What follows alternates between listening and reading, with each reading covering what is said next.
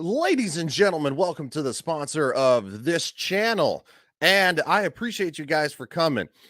The sponsor of this channel is Silk City Hot Sauce. That is correct. It is Jeff from Silk City Hot Sauce, who I interviewed in a podcast. He was a phenomenal guest, and it was great to get to know him because I have tried his products personally. Silk City Hot Sauce is located in southern Vermont, where they use the freshest ingredients possible from a farm that, no joke, is literally down the road. That is one reason that I love everything they do, because they make sure they have the best ingredients possible. I love hot sauce. I put it on absolutely everything. There is no exception to the rule. Trust me. I'm former U.S. Army military police, and as you know, any veteran can tell you, food in the military is not the best. So I gained my love of hot sauce through that very means. So when you go to silkcityhotsauce.com, you can go and you can find all sorts of different hot sauces here. I love it. I have tried several of these personally. I have tried the dragon. I have tried this is one I want to try, and I'm going to be trying very soon because I love ghost peppers. Absolutely. They have hot syrup. They have maple syrup that has a bit of a spicy kick to it. And the one that I've tried personally is Nightmare. That's right, Nightmare. A guest of this channel, Chrissy Mayer, has her own hot sauce, and it is delicious. I love how Jeff makes sure that, as an old school comic book fan, he puts all those comics into his artwork. I love it. Now, if you go to the website and you go ahead and purchase something, which I highly recommend you do, use the promo code Legion. That's right, promo code Legion for 15% off. And I hope you enjoy it because it is something that I will continue to use. I will continue to order from them. They have great prices, great products. I appreciate all of you. And I hope you guys enjoy the rest of the broadcast. See ya.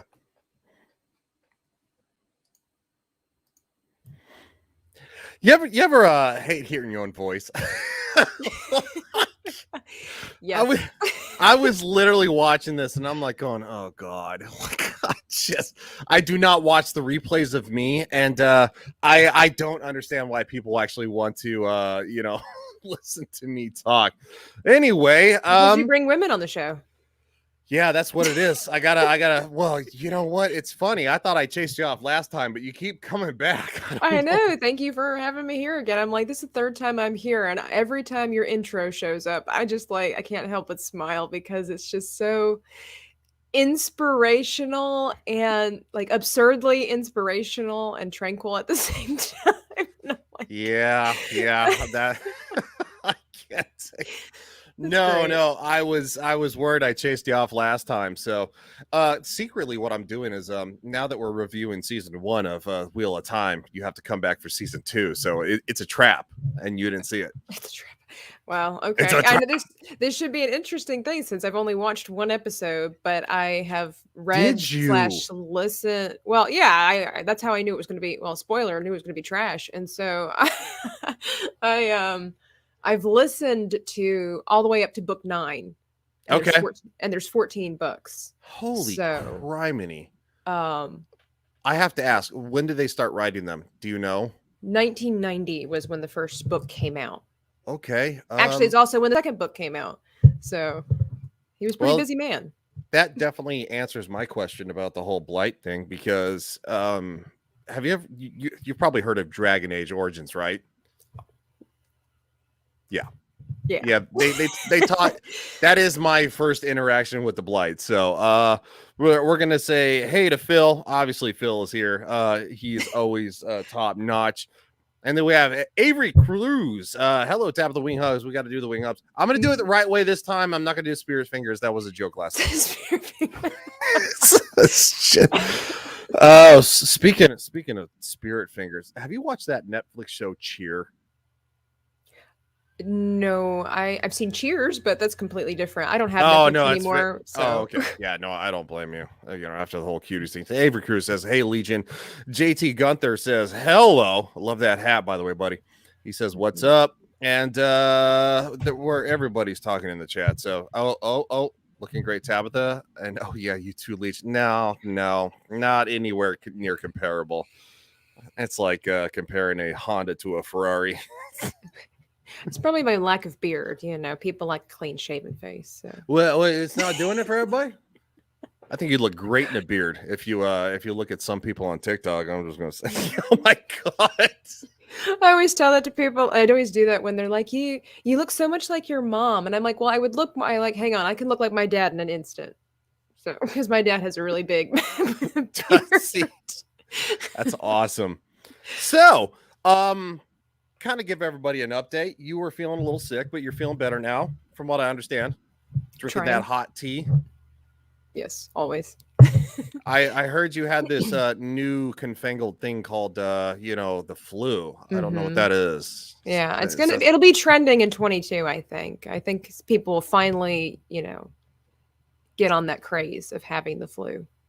Forget all this fancy stuff from 2020. It's time just to have simple, we have all these fancy names, Omicron and Megatron and all these things. I like those, we're going minimal now. Yeah. Flu. Yes, FLU as an influenza virus, but we're not going to talk about that. Okay. So 14 books. Mm-hmm.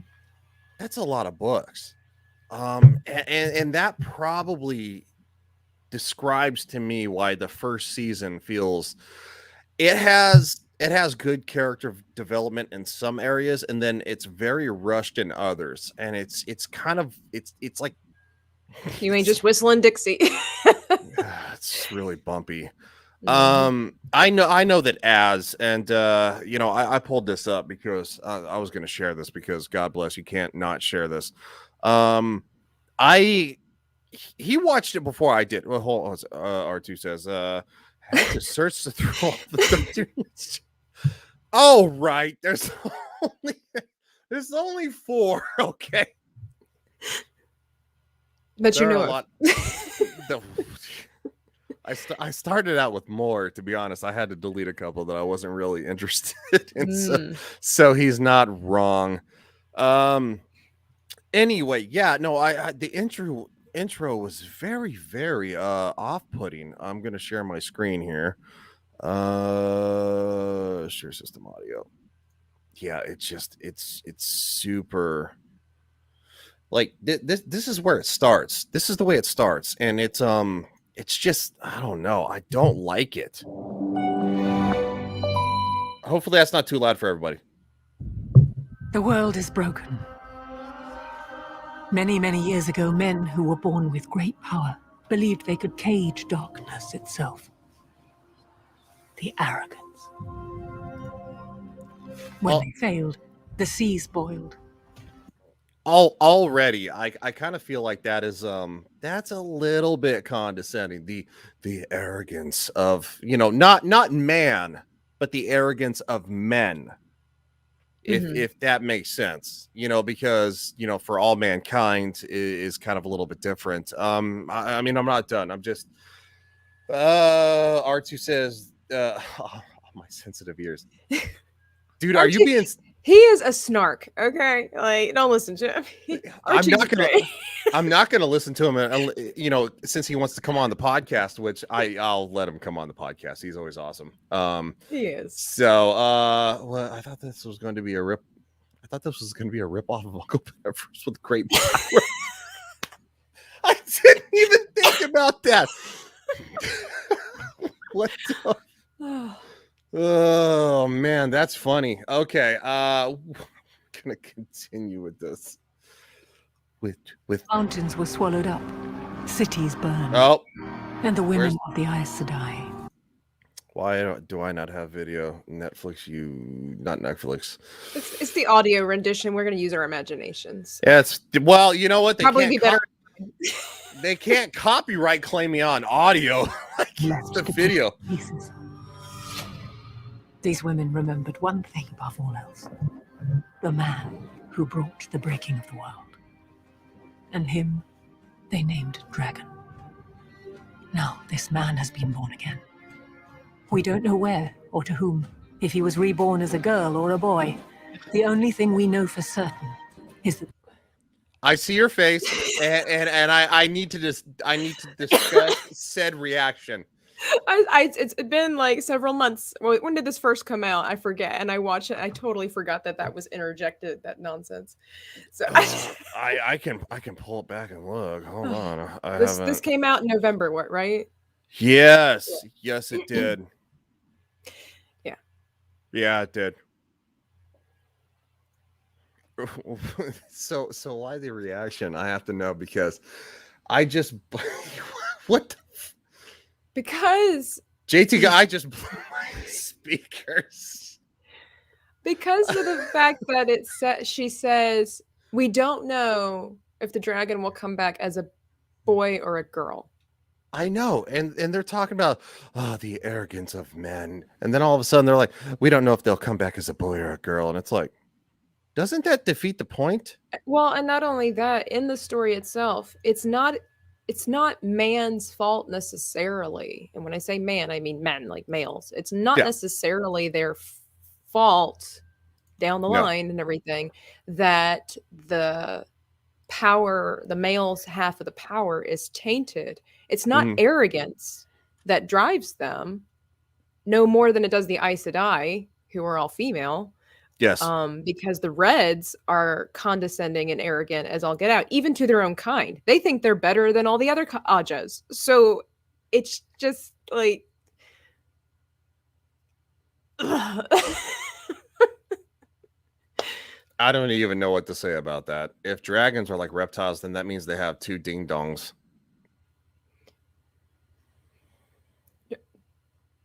I don't think that's a thing. Of course, apparently... Dragons, number one, dragons are reptiles. Yeah, they're like they are reptiles. They're imaginary reptiles.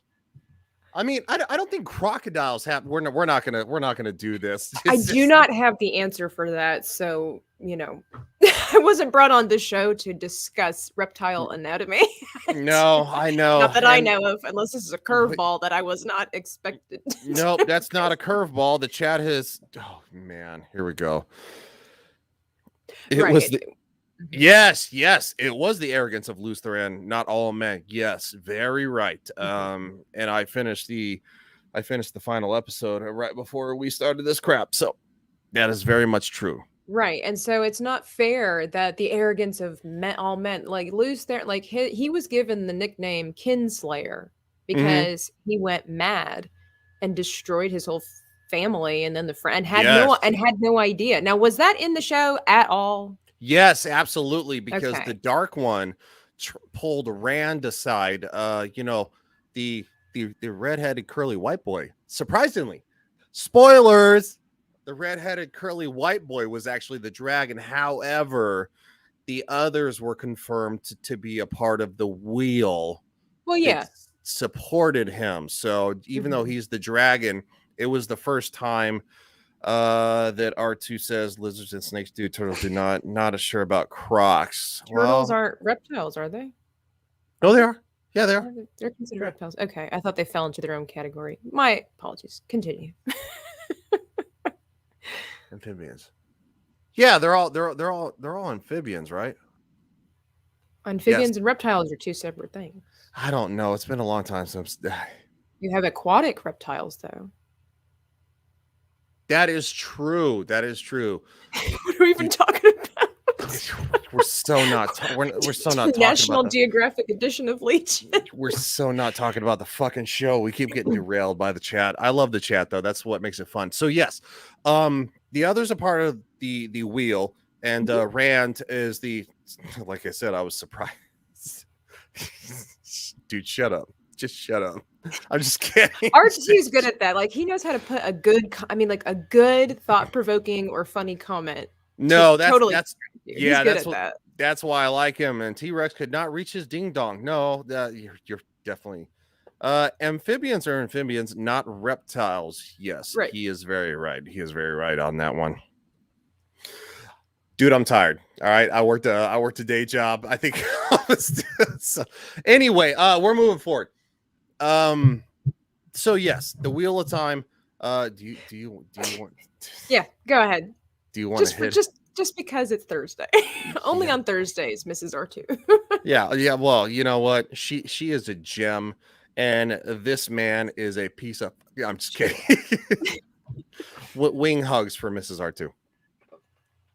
I still got sidetracked. Okay, so yeah, the beginning of it lays blame to the arrogance of all men, which is really, in my opinion, it's not really super conductive, and that's where I kind of was like, I kind of got sour on it. But I didn't stop watching. It just they didn't describe the fact that it was the downfall of one man instead of all men. Oh.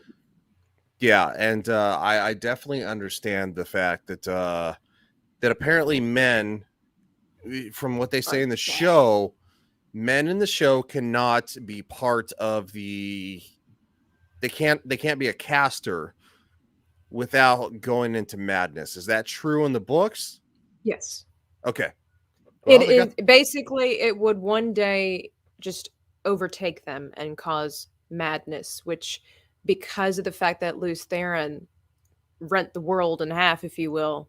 Yes. That is why the Aes Sedai try to track down as many of the men that can wield the one power, because they're afraid that one of them will become the dragon and do horrible things again. However, there was a prophecy about the dragon being reborn, and so Moiraine she spent her whole life after she became an Aes Sedai.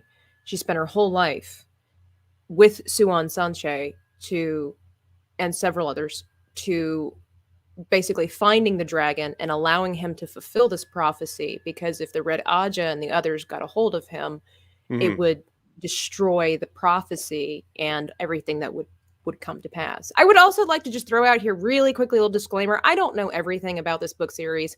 I don't have all the answers, but I will give you the best that I can. Like I said, I've listened up to book 8 and I've been listening for years. And I think I read New Spring, which is the prequel to The Eye of the World. So just want to throw that out there. So if I get something wrong, and Dax will probably point that out if I do, I just want to say I'm going to try my best. But I just want to highlight the chat. I would watch the show even if it had Ewok hot dog in it. Well, Phil, I mean, I think you know all about the Ewok hot dogs. R2, the Iggy. Love you, Ryan and Tabitha. Love you too, back, buddy. You're a good guy, and we're definitely going to have you on soon. Smite that like button. Yes, smite the like button. And cast or whatever you need to. And Dax Moore, you mean with her lesbian lover Tabitha? I need some slight context to that. There is no context to that. That is not in the books at all whatsoever. There is not even there's not even a lean towards that at all. I know. She and Siuan are best friends because they grew up together in the tower. And they even got on each other's nerves from time to time, as friends tend to do. But I know. I'm going to show you that. So want to see that? Well, no, I'm not going to show you the whole entire thing. Like I'm gonna smite all the like buttons on all 13. It's 17, dude. Come on, man. Like, you got to keep up. This is crap. Like, Dax Morgan, the context of Amazon wokeness. It definitely has quite a few woke moments. I'm not going to I mean, that's why I only watched the one episode, because not only did they just destroy so much about the story, but the inclusion of it was a foreshadowing of what's to come, and it's only going to get worse. They're going to turn this into Game of Thrones. Okay. I need to highlight this because I want my mouse clicker broke. I'm on number 10. Well, buy a better mouse, damn it. Like, going, what do you like? You got one from 1998. No, I'm going to share this because this is something that I definitely want context on. I do not understand this point. I know that I know he is a part of the wheel, but hopefully everybody can hear. Play. It's not going to play. You know what? It played just before I just did it. I swear to the good Lord in heaven. Oh my God. Watching little clips. You know, if you drag it and just narrate for me. Okay, so what in the crap? So the character, I need the character's name. Actually, he is Perrin Abara. Abara. He got cut, and I'm gonna back out of the studio after this. He got cut, and there's a fleet of wolves that are literally at his back right here, even though you can't see it. They start kind of growling. Oh, it's not even making noise. That's why, you big dumbass. That's such a doofus. There you go. So the wolves surround him. They're growling at him. And he sees the wound on his leg, which has been gashed open by the fight. Still suspense. The wolves are creeping closer. I'm so, the fact I have to narrate this. I think it's great. It's enhancing a life skill here for you. Oh, well, I'm stretching your capabilities. I'm so glad, because you know what? Dax Morgan says, technically everyone alive is part of the wheel, part of the pattern. These 5 are yes. Well, yeah, actually, the girls, from what I understand, the girls aren't Taviran. It's only the boys. The boys have the power to influence people around them in situations, but the girls, no. Okay, I heard the blood of Manetheren runs in all of their blood because of where they're located at. It's a part of Andor, and it used to be one of the great cities or part of the kingdom, whatever like that. Yes, but they're not the girls are not actually Taviran. It's just Matt, Perrin, and I think. JT got a nice even though Rand technically is not by blood part of Andor and the Two Rivers. I think they bring up Andor at the second to last episode. I'm going to stop sharing this, and I'm wondering if they would. Yeah, you're going to have to walk me through, because since I've only seen the one episode, I don't really No, absolutely. I'm going to back out with my sharing computer, and I'm going to re-enter and see if that helps, because it was working just Fraggle rockin' fine. Down a Fraggle Rock. Okay, let's see if we can try this again. We need to see the wolves, people. All right. We need to see the wolves in sheep's clothing. No wolves. I feel like Amazon is on to me. They're like, Tabitha has not nice things to say. We don't want her to say things. It so worked. Okay, so I'm gonna narrate this, because that's we're gonna use our minds. That's right. So the wolf is literally looking at him. He's smelling the wound. He's starting to lick it, like a canid would for a fellow companion. Son of a, so bothering me that this is not working. And then they run away. So it's like they recognize him as their own kind, and that is kind of, for me, I don't understand that, if that makes sense. They don't explain it? Not right now, and they didn't by the end of the episode either. Now, before I explain the wolves, I would be beneficial if you explained how the show ended, so I know at what point in the book where it ended. So Rand supposedly defeated the Dark One. He did not. Moraine was stripped of her link to the One power. And then Lon, more like, it sounds like more dragon or something like that, whatever.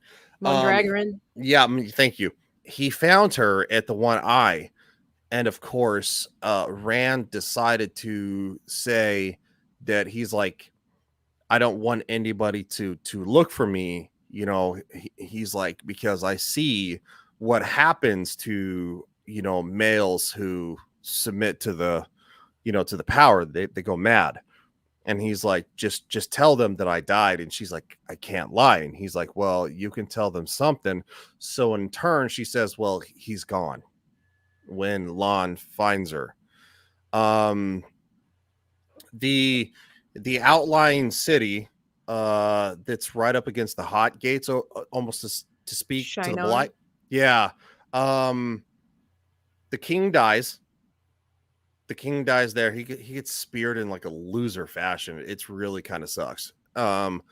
His sister is a partially completed Aes Sedai who didn't finish her training. So she takes let me pull it up. She takes the girls that are Aes Sedai and they link together against the blight. And they have like this giant lightning wave that just like kills the whole entire blight. But the thing is, though, is that she can't control the power, so she ultimately Who is she? Is the king's sister? Yeah. Okay. Ryan looks like an Ewok. Would that be an Ewok? I think only if it was pink or had glitter, then you would look Ewok. But look, you know what I'm saying? I was thinking about like little braids right here with like little purple and pink tassels. I'd look fucking super cute. You know, y'all can fuck off. Yeah. Hold on, I'm gonna pull it off. But yes, I can say not that part, not in the book, but carry on. Yeah, no, it's definitely not in the book. I figured it wasn't. And Moraine did not lose her connection to the one power. What blathering nonsense is that? She lost the Dark One took the power from her. I'm gonna tell you that right now. That's the way they played it.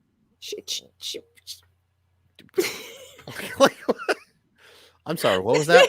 There are no words. Like, she didn't even encounter the Dark One. Like, oh no, she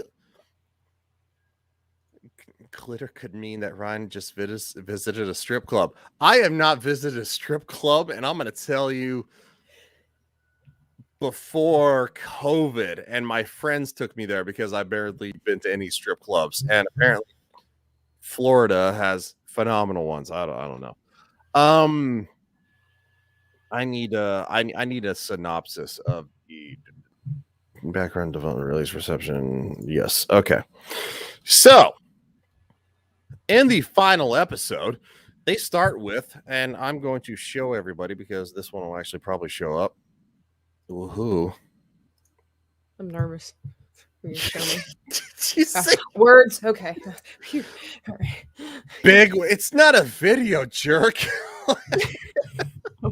And our show this, I'm like, I don't know what this.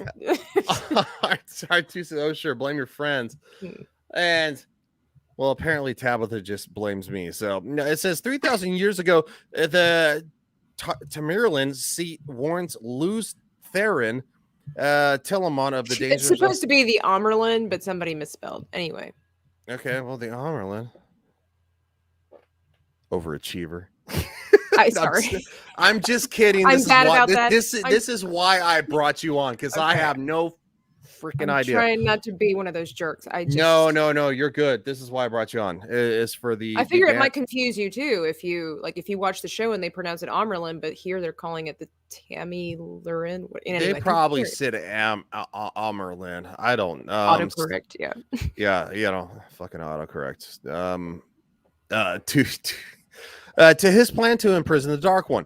In the Blight, Moraine gives Rond Sangreal an ancient object to enhance his power to defeat the Dark One. At the Eye, Rond sees a vision of him and Egwene starting a family, which the Dark One tells him can come to fruition if he gives his power to the Shadow. The Dark One cuts Moraine's connection to the One Power, As the Dara army falls to an attack by thousands of Trollocs, 5 women, including Nynaeve. thank you, and Iguan, Yep. Iguane, whatever, Iguana, fuck it. I know, fantasy names. What are you gonna do? Oh God, I'm so bad at pronouncing fantasy names. Channel against the attack and destroy the Trollocs using lightning, sucking it from the sky, which is crazy. They weren't even trained yet. Anyway, sorry, carry on. Well, apparently, dude's sister was, which I still they don't even mention her name in this, which is crazy. I'll bet what is it? Egwene, thank you. Egwene. Burn from excessive channeling. Egwene then heals. This part was so terrible. She heals Nynaeve? Yeah, it was so terrible. This part actually literally irritated me because I was like, look, okay. I was like, they're trying to diverge from the books. That's what I thought. I was like, all right, they're trying to diverge from the books and they're gonna let her die. And then she's like, come back. This is not a joke. She does this. She's like, come back. I'm like, is this Titanic? What the hell are we watching? She says, come back. Like, it's so terrible. Anyway, I'm gonna be fine. Perrin finds the Horn of Valir, which can summon the greatest warriors of history, even though apparently the dragon's the only one who can use it. What? That's what they said. That only the dragon can use the horn. I'm just gonna listen. I'm gonna try to. Yeah, no, I see your face. Padan Fane steals it, revealing he is a dark friend who visited the 2 rivers to find 5 Taviran. Rand attacks the Dark One with a sangral and fractures the unbreakable symbol he stood upon. Fearing madness, Rand goes into hiding. Alon finds Moraine, who tells him that this was not the last battle, also that she can't channel anymore. In the west, great ships arrive whose channelers generate powerful waves, and they look like Chinese people. The Shan Chen. Okay, yeah, they look like Chinese people. All right. Hold on a second. I will be one of those jerks because this is one of the best book series ever, and Amazon doesn't know shit from Shinola when it comes to story. Yeah, I believe you. Does Wikipedia have a dark mode? R2 complaining again. No, he's so sensitive. You sensitive bitch. I didn't say that, but no, I said it. I'm just giving him a hard time. Nynaeve could not even channel unless she is super pissed at this point. Egwene could barely channel at all. Egwene could barely start a tiny fire. That is true. Yeah, that is the problem that Nynaeve has. She's very powerful. That's the thing. And they showcase that too quickly in the first episode, and even in the whole thing, is that Nynaeve is incredibly powerful. She's one of the most potentially powerful Aes Sedai that Moraine has encountered. But the problem is that Nynaeve is so hot-tempered, she can't control what she's doing. So there is no way on God's green earth that Egwene is healing Nynaeve, because that's Nynaeve's specialty, is healing. No way that's happening. It is? All right. Well, oh my gosh, they don't showcase that at all. She's the wisdom of the village. She has the gift and the herbs and the spices and everything. She has a cure. That's right. That's my fault. Yeah. I was thinking magically. And that's one reason why she's such a good wisdom, is that she doesn't know that she's actually channeling, because she can hear the wind and everything like that. Mm-hmm. She doesn't understand that she's channeling, and that is helping her be one of the best. And that's why she was so young, being the wisdom, because she was so gifted, but they didn't know why she was so gifted. If they all knew that she was channeling, she would have been cast out of the village. No. They definitely did that. They also let's see if I can get them to I'll try to share my screen again and see if I can get it to work. The chat likes your magical lights in the background. What did you call them earlier? Your bisexual lights? Yeah, you do. Because you know what? On this channel, we're bisexual friendly. And maybe even some of us are bisexual. Not me.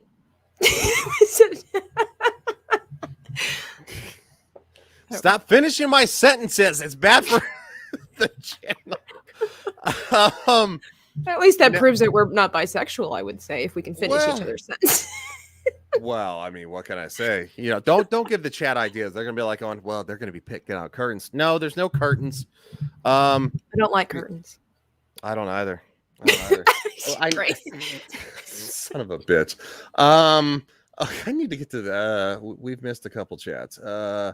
Does Wikipedia do dark mode? And probably not, but Google does. And yeah, no, we got that one. R2, do you see the magic collection? That is all. Come on, man. Lucas Leonard. See, they keep saying that 5. Right. Yeah. I got you, Dex. Yeah. R2. JT got the magic lights are magical. R2, thanks, Ryan. My kid is now asking what does bisexual mean. Well, if R2 wasn't concerned that his kid wasn't asking what the F word was, then what is bisexual? Ryan has dropped it several times, but this is what R2 is concerned about. Just for the record, public service announcement. This is not a family-friendly channel. I tell you that right now. Because we talk about bisexual lighting. Jinx, you owe me a Coke. You weren't a part of this one. All right, fair enough. Next time, whenever I meet you, I got your Coke. Hey, we don't judge. We don't want R2 to feel uncomfortable. It's true. R2's feelings very sensitive. Yes, I do seem. And his eyesight, apparently. So. Yes. Here is the That's a good kid. It's a good kid. That is a top-notch child right there.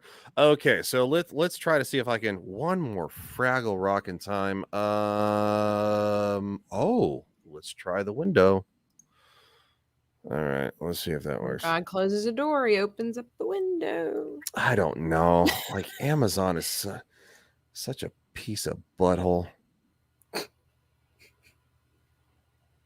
This is so terrible. I see it on my thing. I feel like the universe is trying to tell me. The wheel weaves as the wheel wills, Ryan, and I think it's trying to tell me not to watch this show. So yeah. I think it's trying to tell everybody not to watch this damn show because it sucks. So kind of going back, what I had asked about the end of it. So you were talking about Perrin and the wolves. So this did not. Yes. Is Elias in here in this show? Is Elias Machiron? I think that's his name. Is he in there? He would be the guy that basically teaches Perrin how to be in touch with the Wolf brothers. No. What? No. That's such a huge part of the story because Elias shows up later on in the series. I mean, I'm assuming he's some type of werewolf man or something like that. And not exactly. Not exactly. But Perrin has a gift. So each one of the boys has a gift, if you will. Okay. And on top of being Taviran, they each one have their own special ability, if you will, in the world. And Perrin's is that he comes in contact with the wolves and he can kind of sense their thoughts. And eventually he meets with Elias, which should happen in this season, but apparently it didn't. And Elias, because you also, again, you have to remember all these people are from the Two Rivers, and it's supposed to be that they are not knowledgeable and worldly at all. They are simple farmers, simple country folk. Yes. They don't have a clue about what's going on really in the outside world, which is, again, if I wanted to go back and rant about their character, that's why so much was messed up on their character and their integrity in the first episode, which is why I stopped watching it. And so Perrin, anything that has to do with magic of any kind. These people don't want anything to do with it, except for Egwene's interest has been piqued, and they all kind of think she's reckless about it because Egwene has a sense of adventure, and she thinks, since Moraine tells her that she could become an Aes Sedai, she's interested. She wants to see the world. Nynaeve is in denial about the power. She basically thinks that Moraine ruined all of their lives, and her goal is to become an Aes Sedai simply so that she can get back and have revenge on Moraine. That's her only drive for doing this, and to watch out for the kids, because Nynaeve's older than the rest of them. She's like 7 or 8 years older than all of them. And because she's the wisdom, she has a maternal instinct to watch out for them. And her goal, the whole thing, is that Nynaeve is trying to actually get them back to the village. But she understands reluctantly that there is something that needs to happen with the boys. And so she's allowing Moraine to take them on this journey, but only as long as she can go along to keep an eye on them. And then, that's where the character arc comes in, the story development, where Nynaeve kind of realizes that she has feelings for Lan, and then she understands that she has the ability to channel, and her curiosity is piqued. However, she's very stubborn, and she doesn't want to submit to anybody's authority. She never has, kind of, sort of, never will. But yeah, that's the whole thing. She just wants to get back at Moraine. Like, she's just mad at Moraine for taking them out of the village. But yeah, Perrin, they get separated. Him and Egwene get separated from the group after they leave. Did they have Mordeth in Arendelle and the Dark City? What's the Shadar Logoth? They had the Dark City. Well, is that the city that was succumbed to evil, and it was like basically a black hole of evil that if you were there at night, the evil yes. I was curious to see how they would do that, and the ways with Matcha and Chin, but I was like, it's not worth it.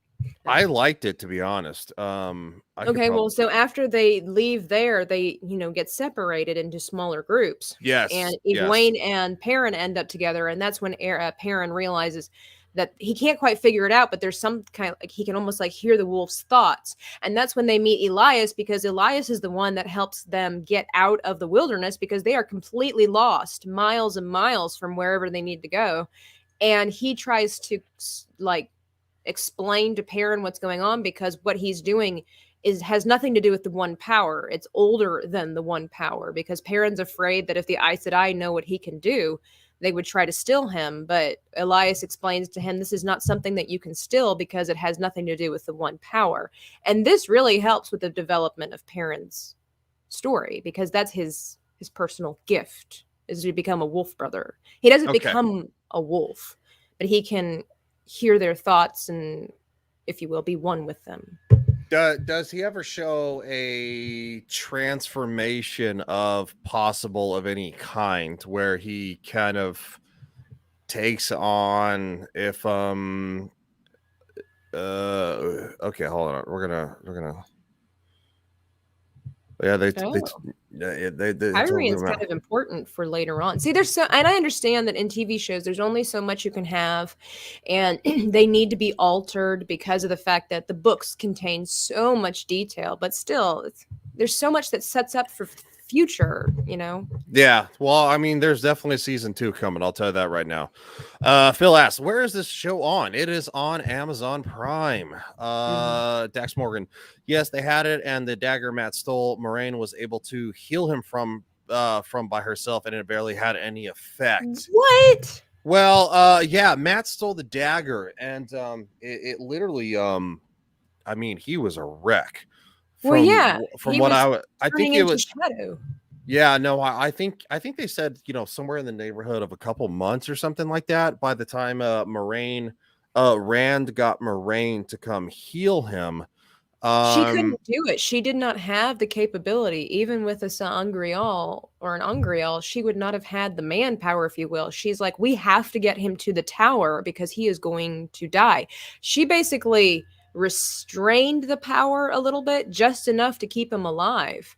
But she admitted that she could not do it herself. He has to go to Tar Valon in order to be healed from the dagger. Nope, she healed him in like 3 minutes. But she also told him, though, she's like, boy, don't touch it again, or you may never come back. He has to. His life force is connected to the dagger. Like, yes, and she did make a black hole of evil. I didn't know we switched topics to Jack. Good God. Not again. Oh no! I look, JT. I can't take Tabitha through this all again. Not again. She watch his previous episode where Dan and I were. She barely came back on this one. I'm gonna tell you. No wonder I never heard of this show. Yeah.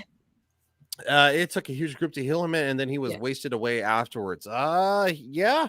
He looked like he was on a weekend drug and alcohol bender after the fact. That was about as wasted away as he looked. Well, because it was turning him into the evil that was consuming Shadar Logoth. Yes, and let's see. I'm gonna try one more time. I doubt it's gonna fucking work. Let's see if we can freaking do the thing. Because I want you to actually see, like, what in the blue hell is going the fraggle. Bad enough hearing about it.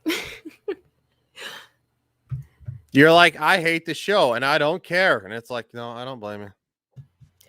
It's just a shame because they could have done so much with the show. It just won't play the video. What does it say on the bottom with that blue bar? It says StreamYard is sharing your screen and audio. Oh, okay. I didn't know if maybe there was a setting you're missing.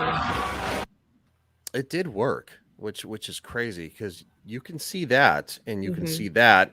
Oh, well, I guess we can do it like that. Hold on. I'm going to erase our faces. So don't look at us. So anyway, they're going into the Dark City, which this part was really actually kind of cool. It's completely deserted, if you can kind of see that. And of course, you know, Lon tells them to, we got a bot. Yay, bots. Go away.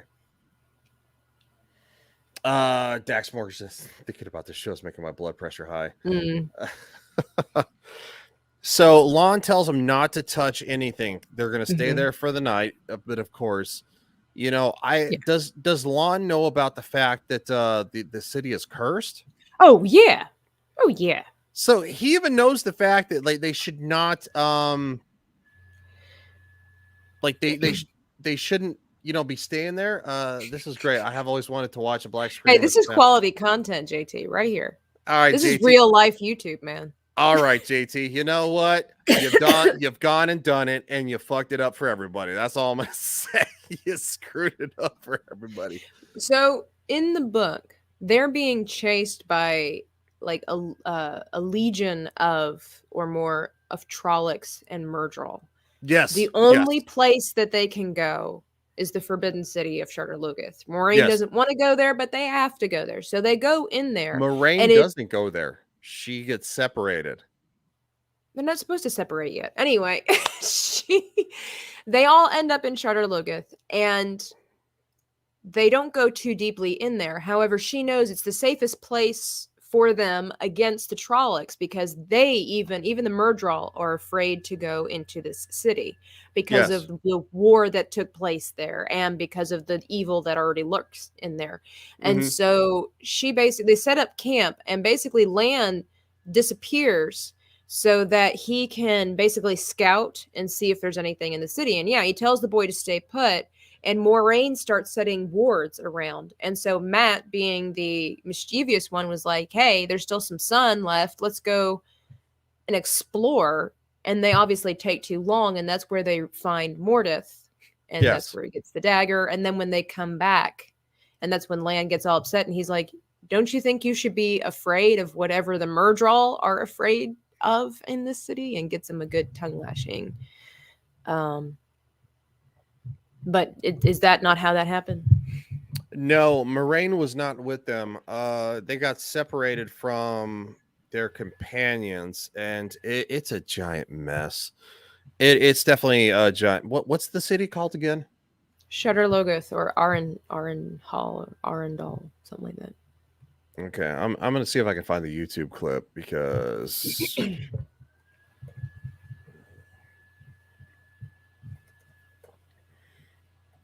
That scene, that part in the book always creeps me out. I always listen to the book whenever I fall asleep, but that scene and then the ways get me every time. Like totally. I want to hear what they did with the ways whenever you were, The ways?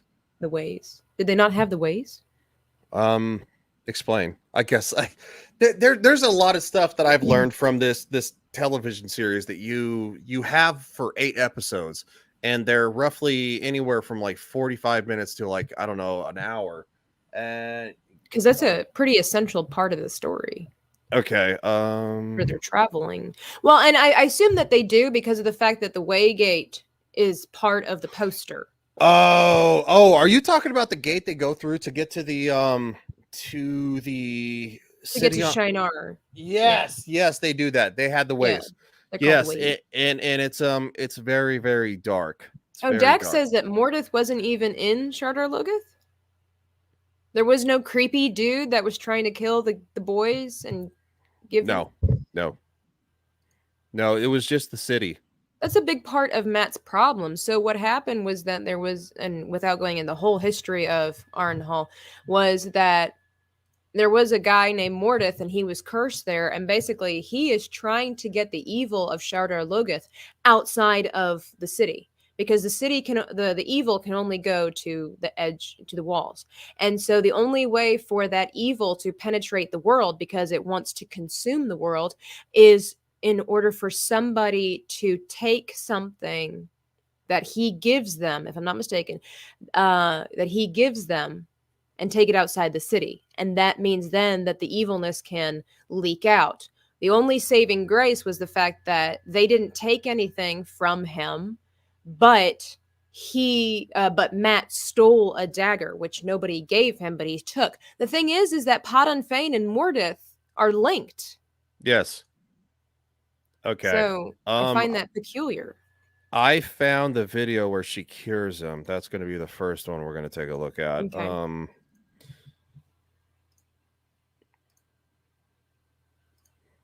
Okay. And I'm going to share this real quick. And then I'm going to let you watch it. And then I'm going to let you vamp because, sometimes you got to just look. I drink a lot of water. Okay. I don't want to hear that. I don't want to see. Yeah. Just kidding. No, it's interesting because I think you're going to be like, dude, what the hell? I already am. No, this I don't want to see lesbians. Is this what this is? No. Okay. Because I remember you saying something about going through a door and then all of a sudden it was. No, it's not lesbian. Oh, it's nice to see you two. Gawain, Perrin, are they here? I have watchers. I'll know when they arrive. What is the context? Where are they? How long has he been like this? Oh, okay. A month, maybe more. Okay, well, they were traveling for a while. Fever. I know what you're doing here. I know what I said I do to men like me. Well, he should look a lot more evil. Don't be stupid. I'm not going to let you hurt him. Put that down. And that never happened either. He tries. Stay down. He hasn't channeled. Matt, tell her! He hasn't channeled. The world doesn't need a dragon. She knows immediately what's wrong with him. Yeah.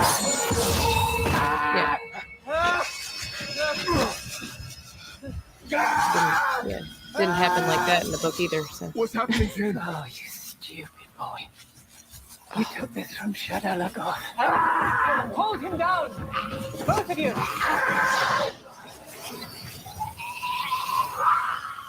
Okay, that looks pretty evil. Yes, definitely. No, that's not. No. Told you, like in a matter of like 3 minutes. And she consumes it? This is gross and stupid.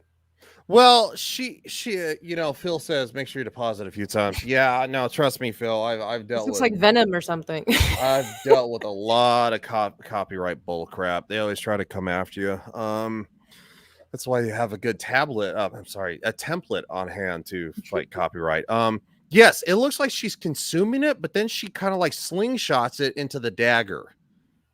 Okay.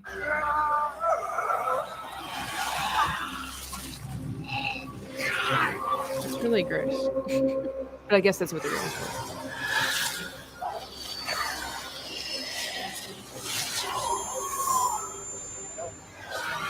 I guess they were going for a creepy element with that. Which, I mean, that's fine. Creative liberty, whatever. Yeah, they definitely went for like the creepy element. Yeah. It's just one of those things that well, oh hey, Kaylee's here. Kaylee says, hey Kaylee, welcome. Thank you so much for stopping by. Smash the like button, everyone. Absolutely. I'm just throwing shade on this show. Hey, good Tabitha up. You call that thing on the screen Tabitha? What? I don't know what that sounds like an insult. I'm sorry, Phil. I try to look decent. I don't know. Hold on. You want to make it full screen? Oh wow, there's a big... I'm good. It's fine. I mean, I'm just kidding. I'm giving you a hard time. No, yeah. You know what really bothers me is the fact that they decided to put so much crap in this show. But Rosamund Pike, what a brilliant choice to be Moraine. I was like 100% a-okay with that choice. I'm like, she would do a fantastic job, and I'm sure that she, in her acting abilities, did a good job. It's just the writers gave her a horrible script. I would agree. I would agree very much. I mean, she has a little bit of that agelessness to her face where it's kind of difficult to pinpoint how old she is, and that's important for Aes Sedai. So it really bothers me. Out of everybody that was cast, she is the only one where I was like 100% approval. Yes. I would 100% agree. Phil says, I thought he said a Tabitha, but he had the part where the character was eating some. Okay, dreaming Tabitha is extremely beautiful. Oh, well, Phil. Only on Thursdays. Oh, well, it's Thursday. It just happens to be Thursday. I have a coworker. Who says stuff like that. I'm like, Eric, you suck. And he's like, oh, he's only on Thursdays. I'm like, yeah, he says it only on like the day of the week when I'm messing with him. I have a friend who'd said that to us years and years ago, and ever since then, when I do stupid things or whatever, it's like only on Thursdays, and today happens to be Thursday. Wow. Anyway, so I think I definitely think that we've covered some good stuff. I want to nail home probably the final couple points. And yes, I think the lesbian scene is going to be one of them. So I really don't want to see that. Well, we're not going to watch the whole entire thing. It's not like we're going to be like, you don't see anything. Okay. You're like, I don't want to watch that. I don't. What she's called the Amerlin seat. Yes, thank you. I don't even know.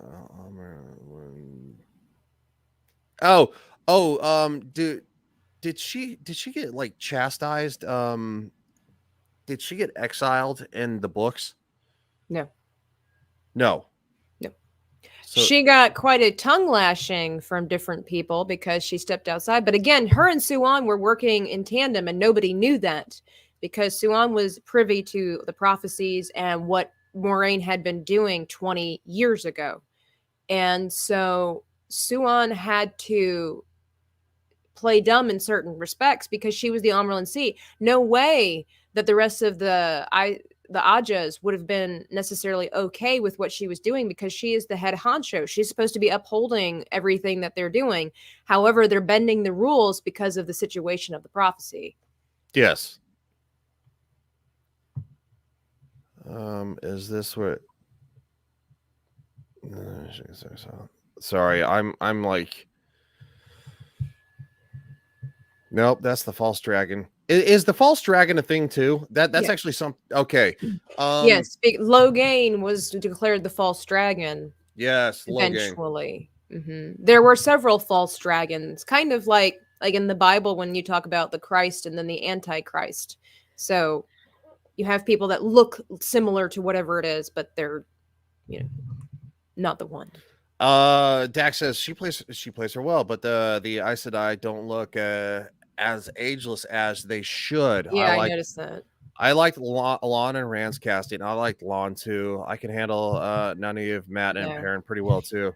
I don't, because the characters that they chose for like Nynaeve and Perrin and Egwene, all of that was just wokeness. They literally Yeah. cast them for their color of skin. I would agree with that, but the acting. Not saying that they're bad actors. I just want to throw this out there, but they literally cast them for the diversity's sake. Mm-hmm. Well, you're going to see that in Lord of the Rings. Dax Morgan, point 1, this show sucks. Point 2, these writers are idiots. Point 3, wokeness kills everything. Mm-hmm. Yeah, everything woke turns to shit. Phil says, I'm jealous Legion gets more bots than I do. Well, when you get monetized, dude, trust me, they start you're on your way there, man. Just keep making the content, keep being yourself. And JT Gunter, all right, I have to go. I have 13 logos to work on, and they're each for Legion's channels. All right.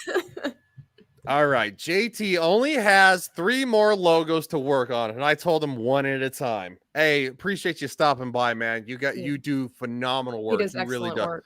He does excellent work. Check I like him the one out. he did for My Nerdy Home. That was cool.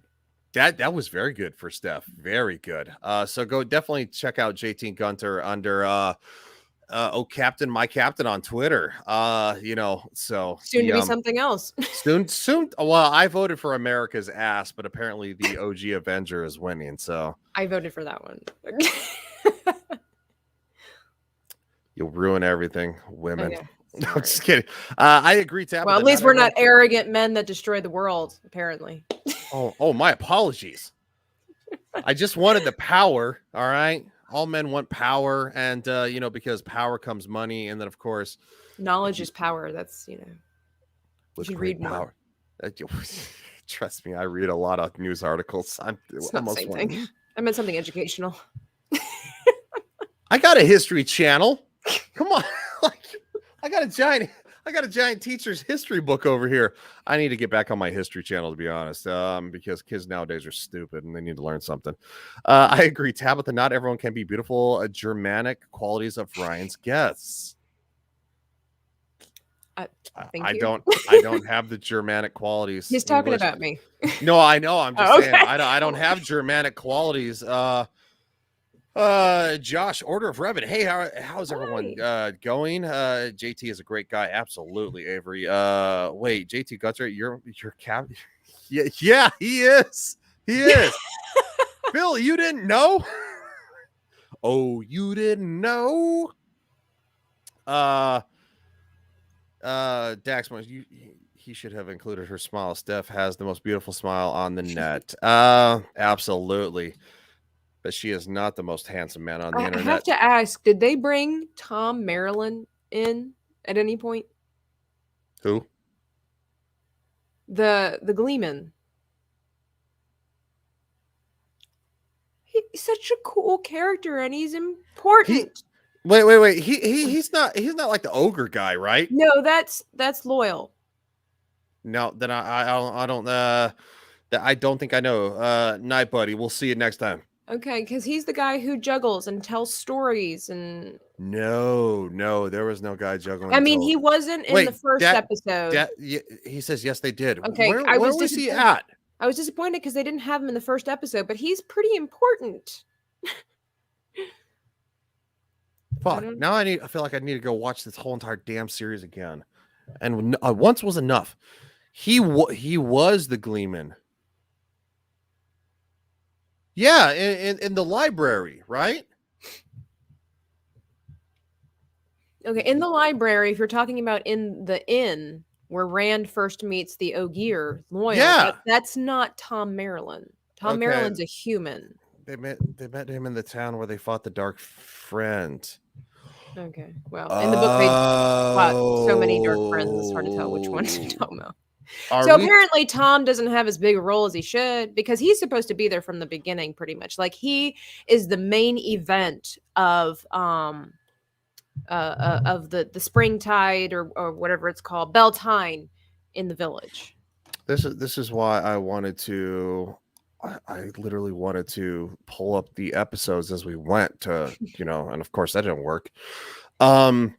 So when they're seeking refuge, Matt and the chick that tried to capture them, yes, the chick that tried to capture them when Matt and Rand go for they get separated, they get to this they get to the small town, and they lay low, and then of course they find a he's playing he's playing music though. Yeah, he's an entertainer. Yeah, he's an entertainer, but all he does is play music. That's it. He doesn't do anything else other than play music. And he's because his storytelling is what he's most proud of.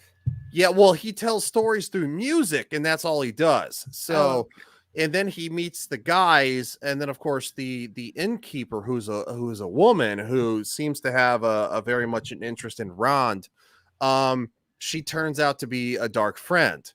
And of course, she's about ready to kill them. And then, of course, Tom actually comes in and throws a knife through the back of her neck, and she dies. I was very shocked. Not in the book. Apparently, but that's a liberty that they can. That's like a give or take, as you know. Okay, yeah, no, there are dark friends throughout the entire. Yeah, she was the first dark friend that was overwhelming because she tried to capture them. Yes, that is. See, because the dark friends are drawn to Matt because of the dagger. Who suggests that Rand and Matt might be gay as well? Well, the innkeeper, the girl, she makes a joke because she's trying to disarm them. It's not like legitimate. It's kind of like there's no way that either Matt or Rand are homosexuals in this book series. Ain't no way. You just wait. You just wait. Yeah, no, they're definitely not homosexual. She's clowning them, and of course, Matt. I guess because two young men traveling together. Although, again, the thing is, that's not like it's not in this current day and age. Like back then, if you will, even though it's a fantasy story, it's very common for people to travel and share a room and like. Anyway. I think there's this like underlying thing because Matt is under the impression of the dagger at the time because they just got separated, but he's not fully but he said it didn't need to be there. Yeah, in a sense. So because he was turning evil, they assumed he was gay. I mean, like... No, it wasn't that because when they showed up, they didn't have any money. And so, Ron is like, well, we'll do what we need to do to pay our tab.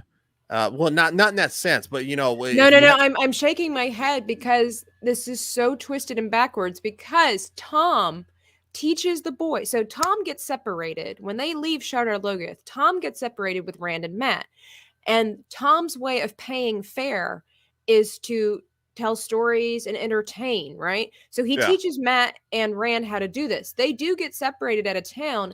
Rand ends up with some of Tom's stuff. So when they go to these different inns, the way that they pay for it is that Matt learned to juggle and Rand played the flute.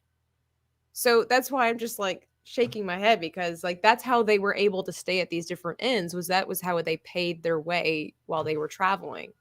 Is it the skin flute? The skin flute? Yeah, that's a joke for penis. No? Oh, okay. I don't know.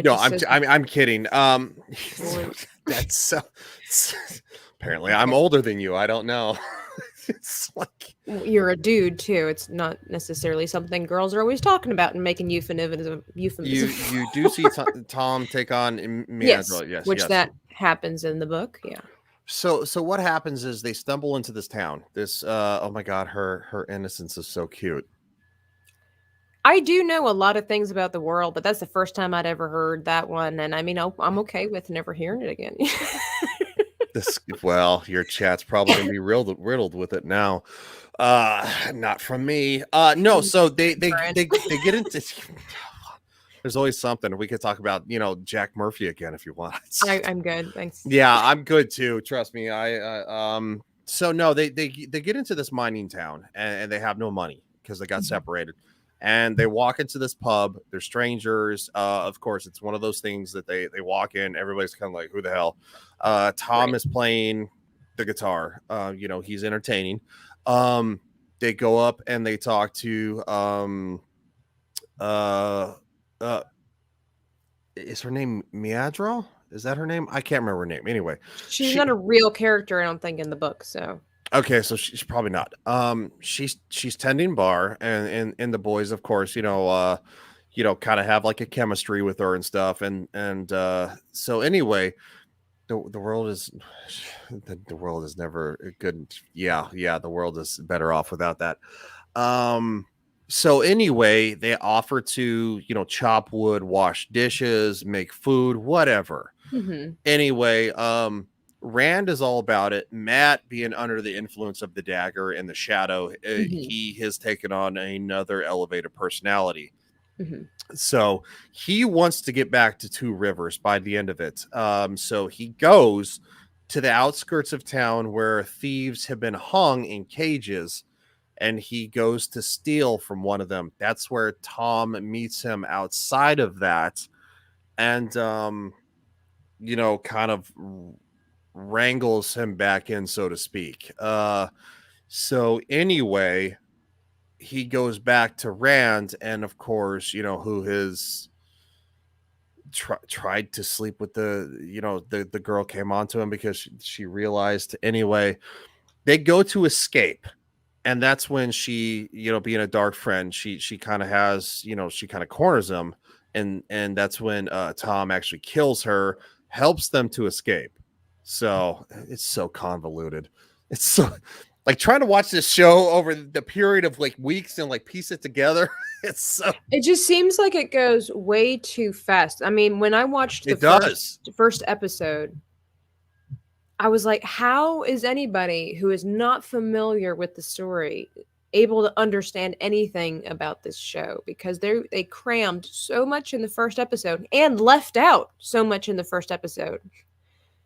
I mean, I saw people on Twitter were saying, I don't know anything about the books. I was fine. I can keep up. I'm like, you don't even know what you're watching. Like, how can you keep up if you don't even know half the stuff that's missing? Or I can tell there's stuff missing. I can tell there is, because it goes so fast in some places that it's a really, really bumpy road. Like, in my opinion, and I mean, I'm not a screenwriter, I'm not a film person, but in my opinion, they should not have left the village until like the end of the second episode or something like that. You needed to build up these characters and learn more about them, in my opinion. And there was already so much drama and things that could go on. Like, it would have been okay to not have the war and everything right off the bat. And so they should have left the village by the second episode or the beginning of the third episode, to be honest. Let me see if I can pull up Lon and Nynaeve. I don't want to see that either. Why are there only like things where there's like musical like weirdos putting in? I think I might have found one. And it's just so upsetting what they did to Nynaeve and Egwene's character. I mean, it's really a shame what they did to those girls and really devalued and degraded them. It just doesn't make sense, and it goes so fast. And it doesn't make any sense. It's really hard to keep up with, and hopefully we can. Well, I see a person. It's because of YouTube. Who's going to stand there? Okay, so she kind of bails, and she follows him. He goes to see his family. His family? I guess the people that raised him. Okay. As I understand it, not in the books. Okay, so he goes to see his his people are there. The people of Shinar, but he doesn't have any family. I guess his people. I don't know, the ones that raised him. They kind of allude to the fact that he was raised by them. Okay. She follows him. He catches her, and then of course. Do you plan to come in?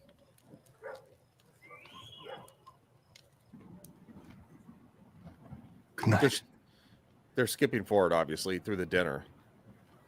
They eat noodles and stuff, And then they really skip forward on this one. This is where so his friend tells him before this, the one that kills himself because he lost his Aes Sedai. He's like, well, I have eyes. I can see she has feelings for you. And I'm like, dude, what? And he's like, Lon has no idea. And then all of a sudden, like in the 6th or 7th episode, this happens. It's ridiculous. It makes no sense. I'm like, I don't understand. Well, and it's not Nynaeve's character, nor is it Lan's.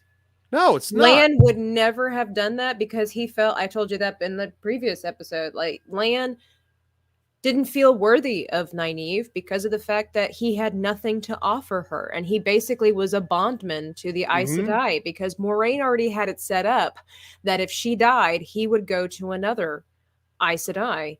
And Nynaeve's just that character, like she would never have done anything like that until she was married. That just her reputation was on stake. And like I said, they don't get married until like, I don't know, book 4, book 5, I can't remember. Well, and they leave this lasting. I'm telling you what, they're still clinging to this like weird sexual tension. Dex says in the books, their relationship is still, because Nynaeve is in such denial about it. I mean, that's the thing. That's why, I mean, Nynaeve's irritating, but she's endearing because of the fact that she's so cute in a way, because of the fact that she is so obvious in so many ways, but she denies everything at the same time. Doesn't matter if it's becoming an Aes Sedai, her feelings for Lan, although she hides that pretty well, that most of them don't have a clue. As far as the people from the Two Rivers don't have a clue what's going on. Plus, they have so much going on around them that there's no time for romance. And so this just comes out of nowhere. And it's, again, the character building, because as the story develops, Nynaeve, has a fondness for Lan, but she respects him and she respects what he's trying to do. And then eventually, when they finally come to terms and she almost forces him, if you will, if you know the character, she thinks it's funny, but she almost forces him to get married to her. And then all of a sudden she becomes a little bit more free with her clothing, a little bit more in touch with her feminine self, if you will, where she's proud to be married and things like that. So that doesn't happen until like book 5 or something like that. You need to develop these characters. Well, Rand and that never would have happened either. Banging in episode 1, and that would have never happened. Never. Yeah, they again, were. it and went then, against course, their character. Well, and then of course it actually it tapered off and went away. Because they get like this almost like this jaded point of view. Because and that doesn't make any sense either. Because Rand and Egwene, for the longest time, even up until book 2 and stuff like that, they still feel, because they've been raised and almost reared to believe that they were meant to get married. And so they battle that. And so they meet other people, other guys, other girls, and they kind of have some thoughts or feelings towards them. They're like, but they feel guilty about it because they're like, oh, I've always been, if you almost betrothed to Rand, I shouldn't be thinking like this. And then eventually they grow and realize this isn't working out, Yeah.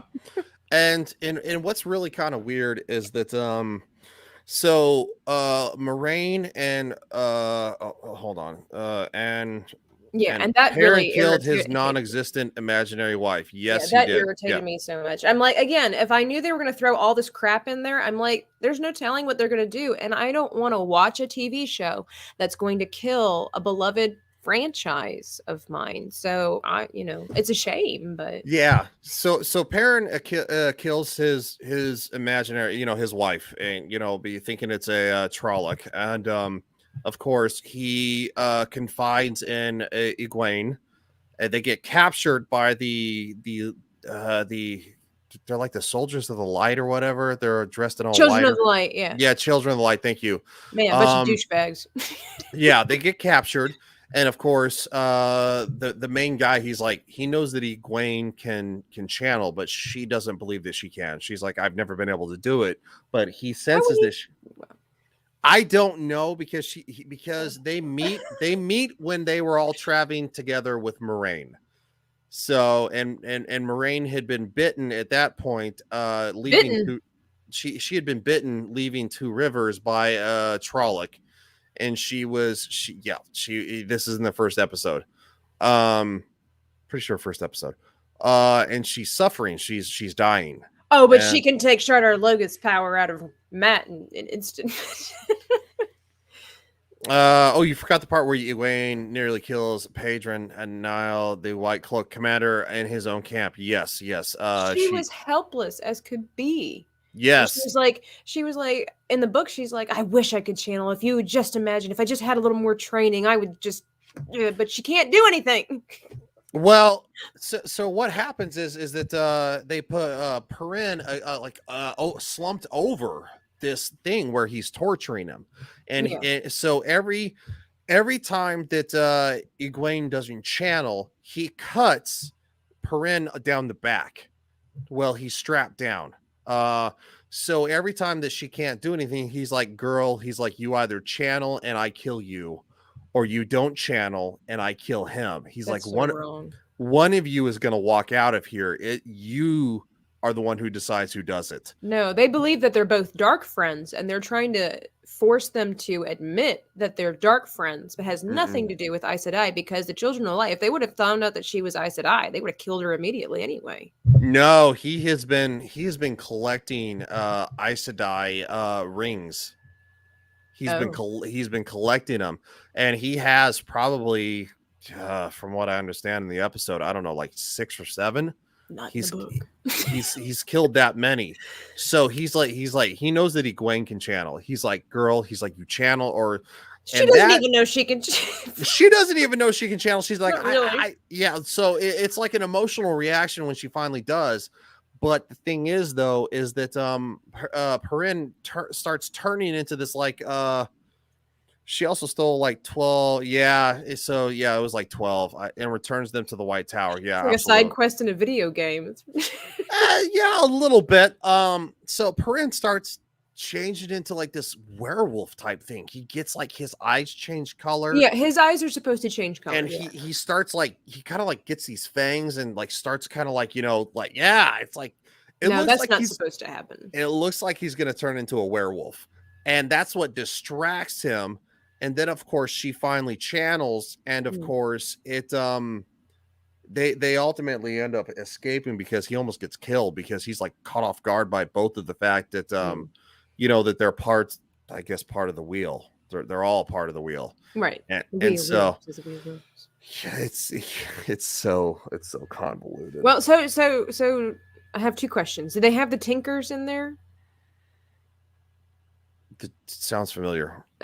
They were supposed to be the group of people, basically gypsies, that they didn't have them. Okay, they had the Tinkers, and of course that's actually how the Children of the Light found the Tuathuan. That's what they're called. Yeah, that's how they found them because Perrin and Egwene were actually with them, and then of course they ended up running because they got stopped. And then, of course, the pacifists, they kind of banded the together. Way of the leaf. Yeah, they tried to block them, hippie style, and they started beating them. And then, of course, they saw them escape, and they captured them within like 5 minutes, and that's when they started torturing them. So, how did they do the ways? I'm curious. How do they? Was it as intense and creepy as it should have been? Yes. Dax Morgan, thank you so much for keeping this on track, because she stabs Pedro Nail, and she would have never done that. Yes, not at that time. She would have later on in the books. Gwen's fucking fire in her. Yeah, she. But they all do. They're 2 Rivers folks. They're stubborn, and you don't push them around for too long. Yes. No, the Ways was definitely very creepy. It probably lasted somewhere in the neighborhood of 20 minutes. Oh, look, a bot. Probably like 20-25 minutes ish. To where Nynaeve has to channel because there's a giant swarm of like these bugs or something like that. That attack because they stopped for camp. Right. Well, several times. Yeah, it took them like a couple of days. Yeah, this kind of seems like it took like maybe a day and a half. Which I get that. I mean, they had to speed it up along. Yeah, they had to speed it up a little bit. So they go through. Matt doesn't go through. He stops and stays back. He hacks like a coward. He doesn't go through the ways. He doesn't go through the ways. Like the portal starts to close, and like, come on, and like he gets freaked out because he knows that they're gonna die. Anyone who's not the dragon is gonna die that goes to the eye. Well, but they go to the way. Oh, okay. So Matt's not at. He, so what happened to Matt? Well, yeah, but at this point, she was a babe in the woods. The ways was here, but not as creepy as it should have been. Yeah, I mean, I think it was more dark than creepy. Good God, with the bots. I guess you're doing something right. Well, one of these soon I'm gonna have to get mods for my chat because So was Matt the only one that didn't go in? he didn't go in. However, I think because Dax Morgan, there's a real world reason for that, though. The actor left the show. I didn't know that. Because wouldn't he have been contractually obligated to finish the season? I think he did finish the season because okay. Because later on in the seventh episode, it looks like he actually walks through, but not as himself, but as the shadow person. Like the shadow person comes back.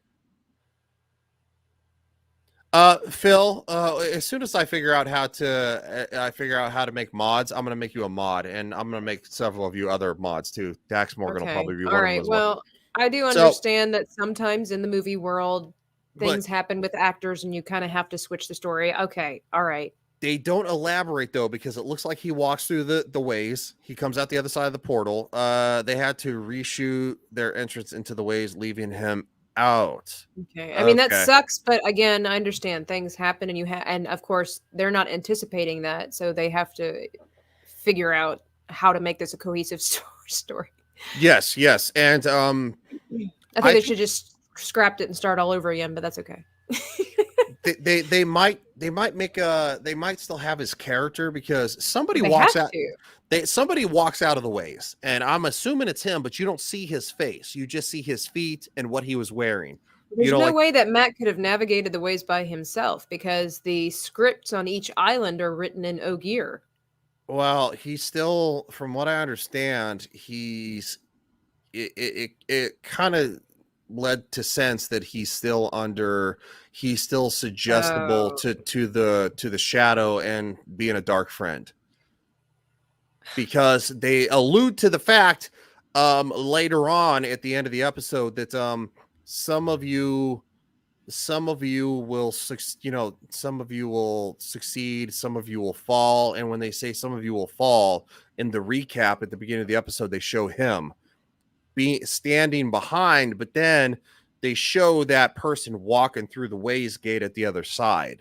That's and I'm assuming that's important to the story. So well, I think the actor left, but they're going to continue forward with like maybe an alternate version. Like maybe what if the shadow took over him and he's like warped? That would change so much, though, Ryan. That would change so much of the story if they changed him into a bad guy. I just know he walks out the other side. So unless they're I'm gonna give you a spoiler, because Matt's the one that blows the horn of Valir. I don't think that's going to happen, because they say only the dragon can do that. And he's the one that leads the armies because of the person or whatever that's in his head, because the blood of Manetheren runs through his veins. He has been recast into this travesty of a show, though. Yeah, you can't do this show without, I guess if you wanted to make it horrible, you could, but like all of these people are so important to the story. It's just...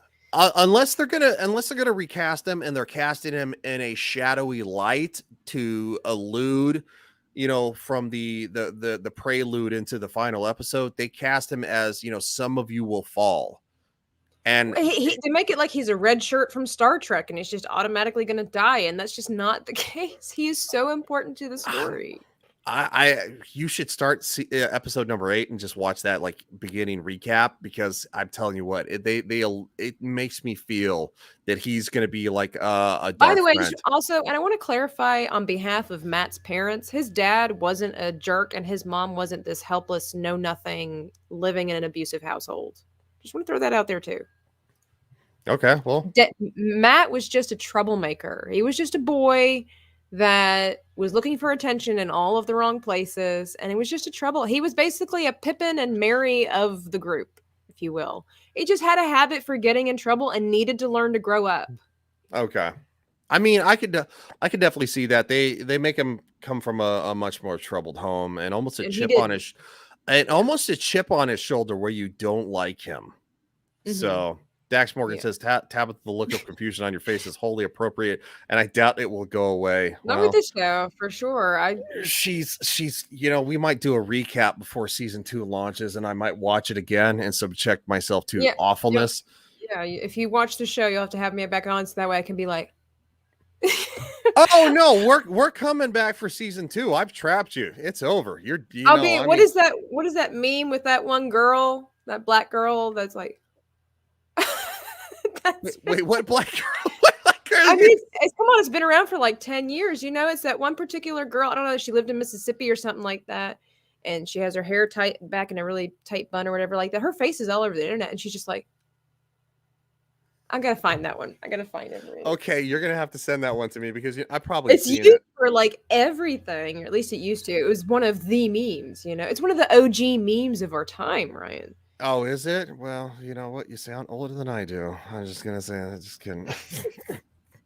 All right, so let's see if we can wrap this up with the final episode. So Rand leaves, walks away. He goes, oh yeah, okay, yeah, I know that one. All right, yeah. This is me the entire stream. Dax Morgan, you will be welcome the next time we do this. We do a recap before season 2 starts. I will absolutely bring you on, and I will help you destroy the show. It must suffer for its insolence. Oh my goodness! And I'll pull clips. I'll pull clips to play like little 30-second snippets. Sure, if they work. I was pulling this off Prime Video, jerk. I'm just kidding. Well, sometimes with the capture cards, it doesn't always work. They have anyway.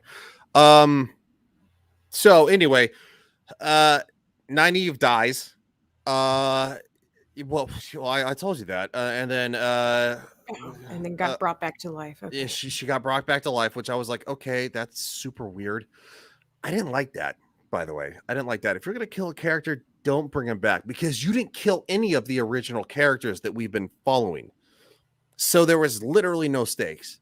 Did they bring the Forsaken out? So wait a minute. So like Nynaeve and Egwene and Perrin weren't even at the Eye of the World? No. They stayed at the city, at the gates, at the edge of the Blight. All of them, freaking all of them made it to the Eye of the World. That's where okay, that's important. That is important because that's where the Forsaken first show up, and Nynaeve has nightmares, and that's part of her trial when she goes to the White Tower to become an Aes Sedai. Rand has the nightmares where he meets the Dark One, and he tries to convince him, that first off through waking up, and then of course Moraine is like, dreams have meaning. She's like, what did you see? And he starts talking, and she gets like a spear through the back of her head and like bleeds out. And then of course the Dark One shows up, and he's like, Rand is like, this is a dream. And he's like, whether it is or whether it isn't, he's like, does it really matter? And they start talking and stuff like that. Do they have that Matt and Perrin have the exact same dreams, that they all three share the exact same dreams? Matt has his own nightmares based on the Shadow. See, because they hide that from Moraine, because the Dark One doesn't even know which one of them is the dragon.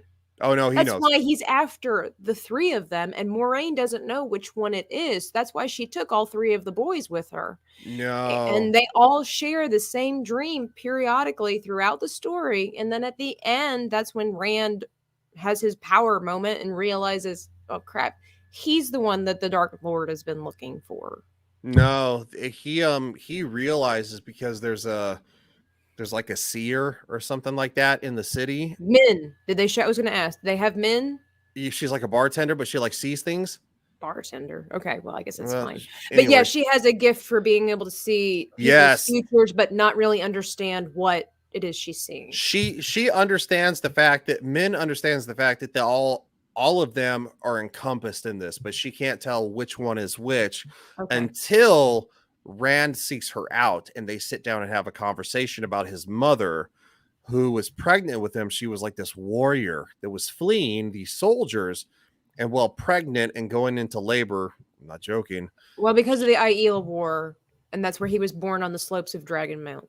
Yeah, he was born on the slopes of Dragon. Okay. If you are going to wrap this up, the best thing I can suggest is toilet paper. Dax. Dax, I was thinking a couple shots of tequila to settle the stomach. After all this, she is like a 40-year-old woman. Yes, well, I don't think she's 40, but she's you also have to remember she's in the desert. They don't have lotion, so she might look older than she really. Wait, I've got to ask. This sounds stupid, but I've got to ask. Wait. Rand's mother in the desert? Yeah, because his mother is Aiel. They're on the snowy mountain of. Well, she left the Okay, well, she is kind of dressed like Rey a little bit. Yeah, she's kind of dressed like she's a desert person. Okay, and she's fleeing these soldiers, and ultimately she kills a bunch of them. And then it seems like this commander who she defeats, but she falls against this rock and hides, and he finds her. She starts going into labor, and instead of killing her, he takes his helmet off. He grabs her by the hands and helps her deliver the baby. And then she dies, and he takes the baby, and I'm assuming that's Tam Althor. Yeah, he takes it to Two Rivers. I'm gonna ask this question. It sounds crazy. What color was his mother? Like she was she was a ginger. Okay, all right. Yeah. Well, he had red curly. He had like I would say deeper reddish blonde hair. Well, that's typical on the Aiel waist, blondes and redheads. It's kind of an interesting swap that Robert Jordan did. Okay, no, she was very much red hair. She had the freckles on the face, very much and very, very much very light skinned.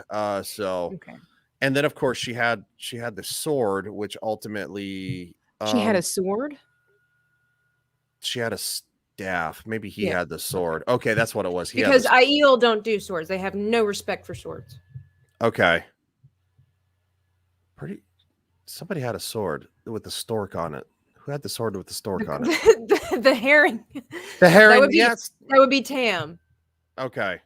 Which again, in the first episode, they really didn't. That's important. That's significant. They really didn't showcase that very well in the first episode at all. Anyway, Phil says if you didn't know before, just be established on the stream. Tabitha is cray cray. Phil, what you saying that for? I'm asking legitimate questions here. As a fan of the franchise, I got to know. Phil, just for the record, you don't ever call women crazy because they'll stab you. That's right. I'm coming for you, Phil. Just for the record. Makes it more painful. What do you got? What do you got? Like dig his eyeball out? Like, don't ever ask a woman how she intends to kill a man unless you really want to find out. I mean, you're not killing me, so it's not my problem. I know people. I could find you.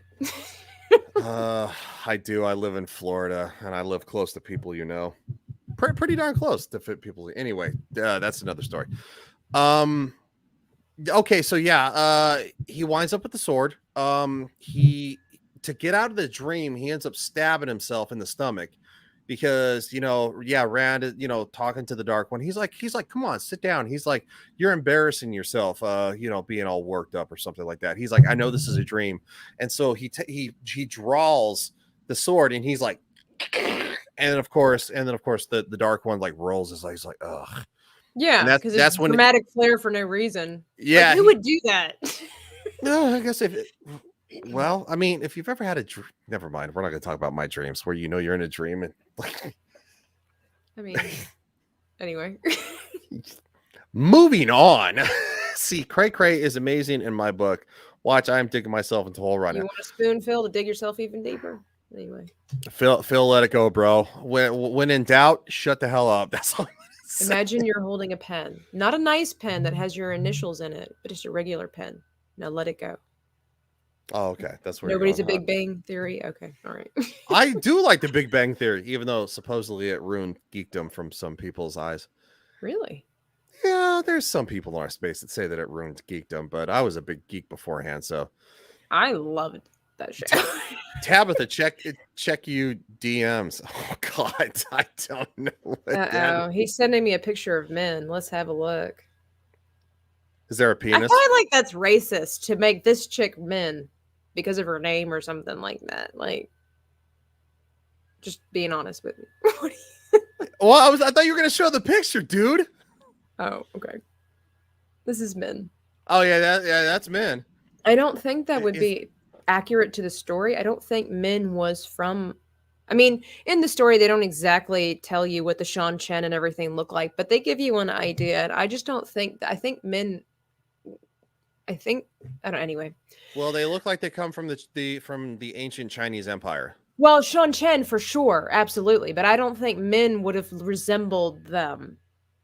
Again, the geography of these places. Of course, she was in the city, so it's possible she came from somewhere like that. Well, the city itself looks like it would be technically on the very edge of the Chinese Empire, maybe bordering on the because of the long fingernails and all that stuff. Yeah. On the very edge of like the Gobi Desert or something like that, because like the I call it the hot gates. It's not what it is, but it reminds me of the hot gates from like 300 or Are you talking about Andor or the Shan Chen?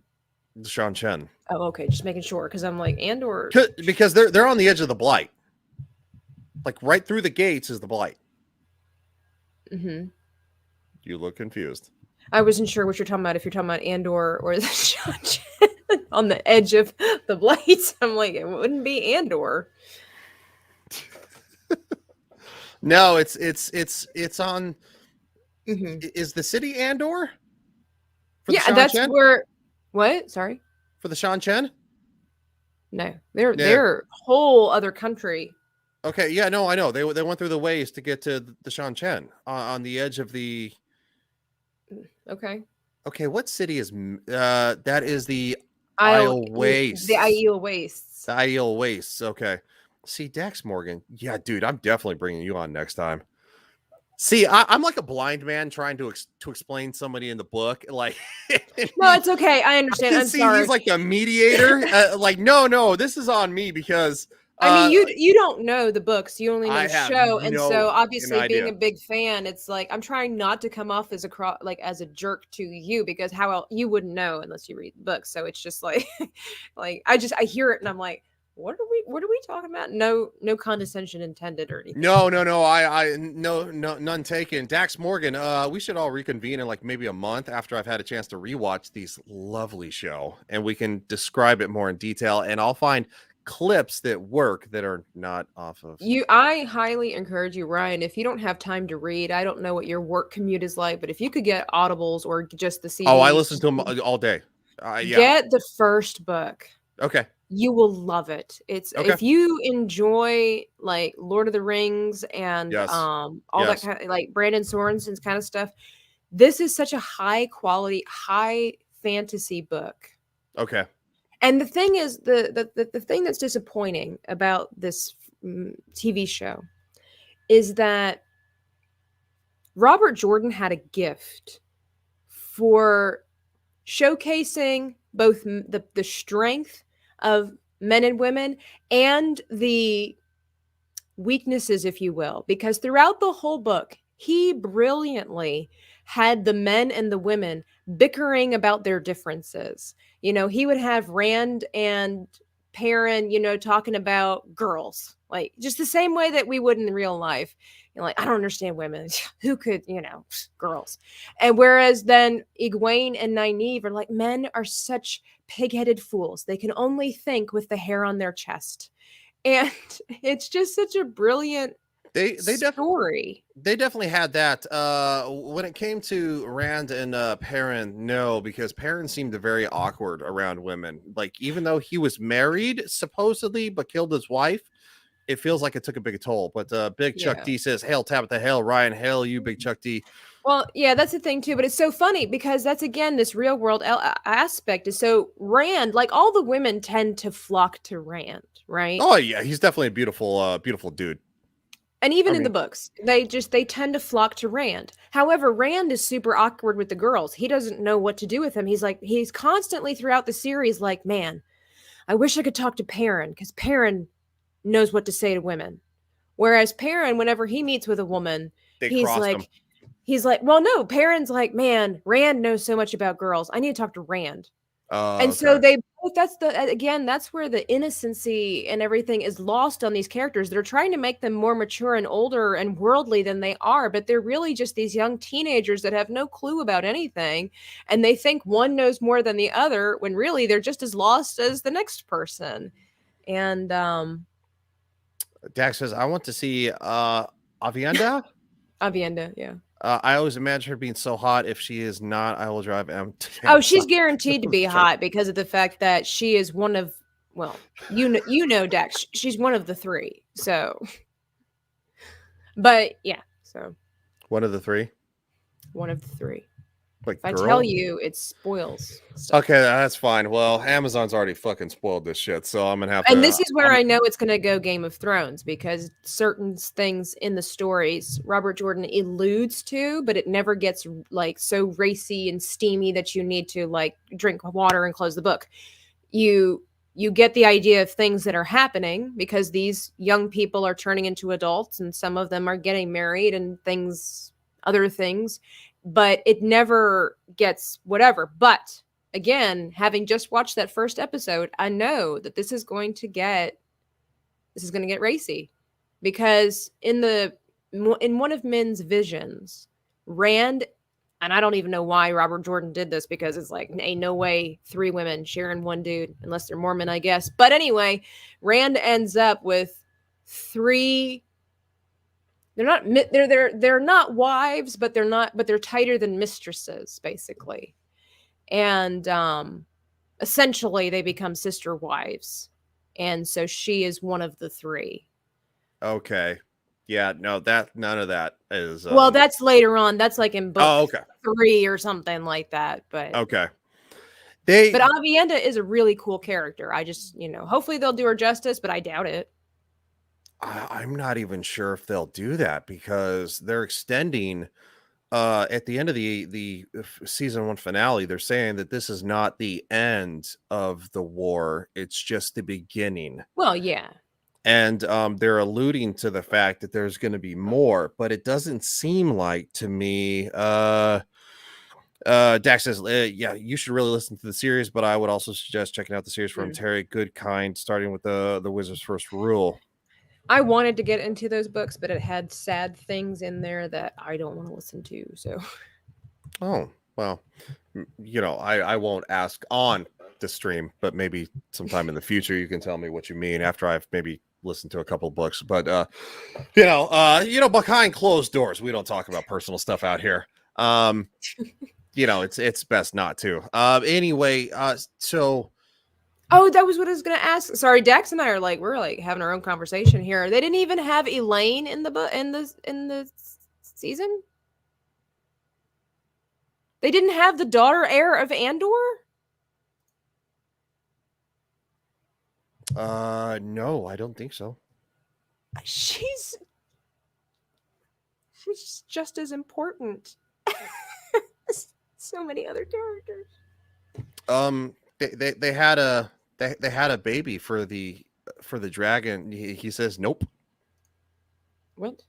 He said no. He's saying nope. They didn't have her in it. Rand didn't go over the wall and meet her and Gawain? Did he even meet the queen?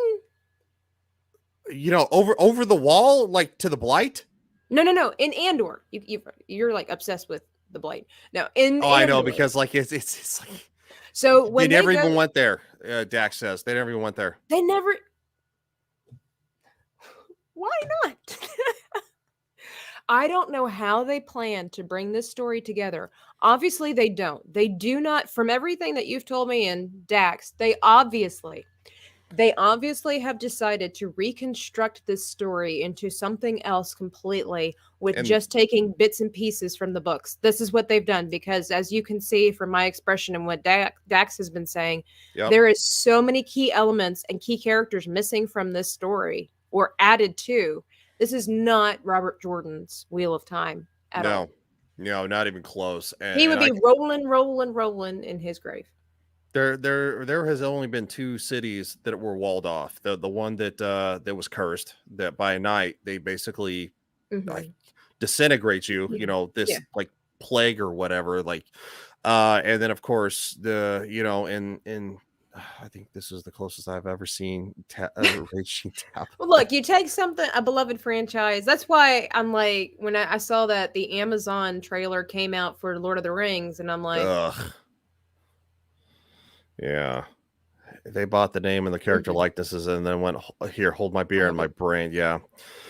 Well, they're gonna do something similar to Lord of the Rings. oh, guarantee. I know it's going to be. I mean, I hope that I am pleasantly surprised.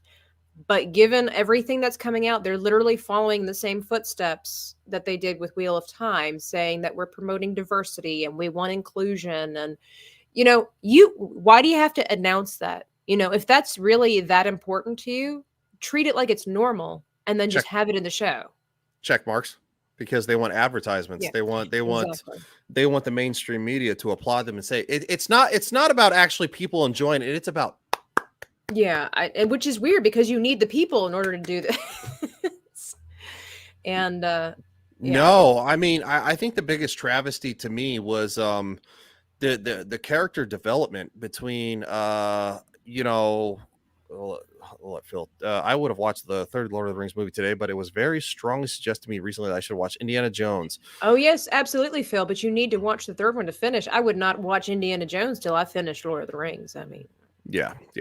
Well, Lord of the Rings is probably one of the best stories ever told. Peter Jackson has just a way of telling a story. Even the 2005 King Kong, I loved. It was so good. That man cannot make a short movie, can he? He cannot make a short movie, but I'm not mad about it. If that's the case, I am disappointed with elements of The Hobbit, but I mean, it was still well made. It was still well made, yeah. I think he let some of at that time, the wokeness influence him just to be like, give the people what they want, and then probably realized, I shouldn't have done that. Yeah. Well, dipping his toes in the water, basically, and then realizing, I shouldn't have done that. Yeah. Dax Morgan, they want to pander to about 5% of the population and piss off about 90% of the fan base that knows the love and the IP. Yeah, absolutely. Yeah. Do I hear like a tap? Sorry. Is that you? Yeah, I'm like sitting here just upset. You have a nervous twitch. You're like, son of a bitch. I'm not nervous. I'm irritated. No, it's an irritated twitch. Whatever. It's still it's like you'd be terrible at poker from what I guess. Oh no. That has to do with money, so I'd probably be really good at it. So. Well, I don't gamble, so you'd probably kick my ass. Neither do I. Only with my life. No. Well, sometimes. I've eaten raw food. I don't mind it. Like what? But anyway, we don't talk about personal things on this. like what? Cookie dough? Is that where you're going with this? Please. That's for babies. Oh, wow. Except for The Hobbit, no. 3 fracking movies about the smallest book in the series. All of the Lord of the Rings movies could have been 2. Yeah, I would definitely agree. They could have been 2 each. Lord of the Rings. I like Lord of the Rings better than The Hobbit series. Yes, absolutely. I remember watching the movie The Hobbit, the animated one, like from like the late 80s. Oh man, that Gollum was so creepy. That's how I got introduced to Lord of the Rings as a kid. Was the Hobbit movie. Me out. Yes, I loved it. It was so great. Well, I think we've deconstructed this giant raging pile of schnot is probably as far as we're gonna go without any further deliberation. I think maybe in a couple months we should get Dax on here. We should reconstruct it and find out where they really fucked up because it's such a mess. It's a mess. I'm going to be honest. It's a mess. And the thing that stuck out to me personally is the worst part. And there's a lot of bad, but it was showing the close connection between Moraine and Lon, and I, like I said, I didn't think it was necessarily romantic in the beginning until they had some few moments and stuff like that after, which from what I understand, him and his Aes Sedai wasn't a real character. He lost his Aes Sedai. She died. He had to bring her ring to, and anyway, ended up killing himself. And that really triggered a big response in Lon and Moraine because they're both very sad. And basically it had this kind of thing, you know, acting like that's the only Aes Sedai they ever lost in 20 years of well, fighting crime and everything. yeah, it very much focused on the fact that you could tell that Lon didn't want to lose Moraine, and Moraine it was almost like they were afraid to lose each other. And then I was like, okay, well, after talking to you, you know, I interviewed you and we got into this. It's like, no, that's nowhere near what they did. And then of course they pulled the whole homosexual thing, and I was like, well, that was out of left field.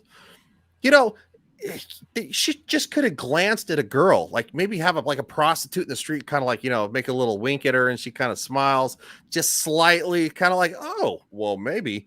They're going for shock and awe, basically. Yes, and I hate that. That's crap. what it is. Dax, you know, I did like the season ending. You know, the part where it was over. The show stuff I don't have to watch anymore. I like that part. I praise you for watching. You're better than I am, Dax. I mean, I know some people like to know what bad thing is happening. Like, how are they ruining the franchise? I don't want to have that. I don't want to have that taint on me. It's already bad enough that now being on Ryan's show, I know all these things. So thanks for that, Ryan. But but I don't want to. And this is the moment where we remove Tabitha. So I'll have a great night. I'm just goodbye. You know why? I'm just of that opinion. Why subject myself to something that is not necessary for me to see or know? You know, there's a lot of movies and things like that are coming out. And like for example, the Eternals. I've heard so many horrible things about the Eternals. And I want to see it because some of the characters seem interesting and for the story's sake, but I've heard so many horrible things and things that I'm not necessarily on board with, and then bad choices for the storyline and stuff like that. And I'm like, I try to be very selective what I watch. I don't like being told what to watch, being required, which is really hard since I do movie reviews on Inside the Booth. But I don't like, especially if it's bad. I don't like watching something because my time is valuable and precious. I could be watching something. I could be watching Golden Girls and being happy with my life. So with this, it's like I gave it a try. I did. I wanted to like this show, but it's like I'm not gonna watch this show just so that I know how bad it is. Does that make sense? I mean, to each their own, of course, 1000%. But it's like I love this story. Why would I want to watch it and ruin it, you know? That's the reason I decided to watch it, because I'm a normie. I don't know what I'm missing. So I'm like, all right, what does that mean? A normie? That means that I don't know anything about the lore. Like as for Star Wars, I'm not a normie. Like I know shit. I mean, I know about Knights of the Old Republic kind of crap. And you know, obviously the Book of Boba Fett has stolen from Knights of the Old Republic a little bit. You know, but they're remaking. They're not remastering. They're remaking the Knights of the Old Republic game for a modern audience, and it makes me want to go. Like, what kind of modern audience? Because the SJWs and all that stuff, and the blue-haired monkeys, they all existed back then too. So it's not like who are they trying to? I mean, are they talking about younger people? Because the game was just as much fun. So yeah, remaster it, don't redo it. It was a great game. They're remaking it, as in they're bringing back. Like Bastila is one of my favoriteest characters in the Star Wars lore. Yes, I know. Revan and Bastila. The Knights of the Old Republic game rivals the original trilogy with shock and awe, legitimate storytelling. It's phenomenal. And they're going to remake it, as in bring in they have new writers to, like, there are thousands of hours of dialogue in that game. Yeah. Easily. Like, what are you remastering? I'm sorry, what are you remaking?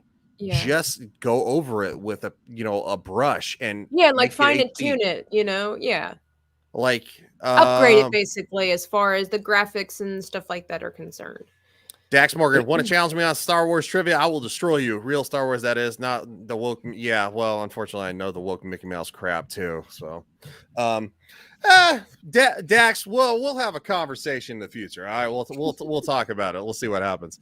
I'm not saying you're going to win, but I'm not going to say that that I might not lose. Challenge accepted. So yeah, it just that's what I meant by normie. I don't know about the books. Okay.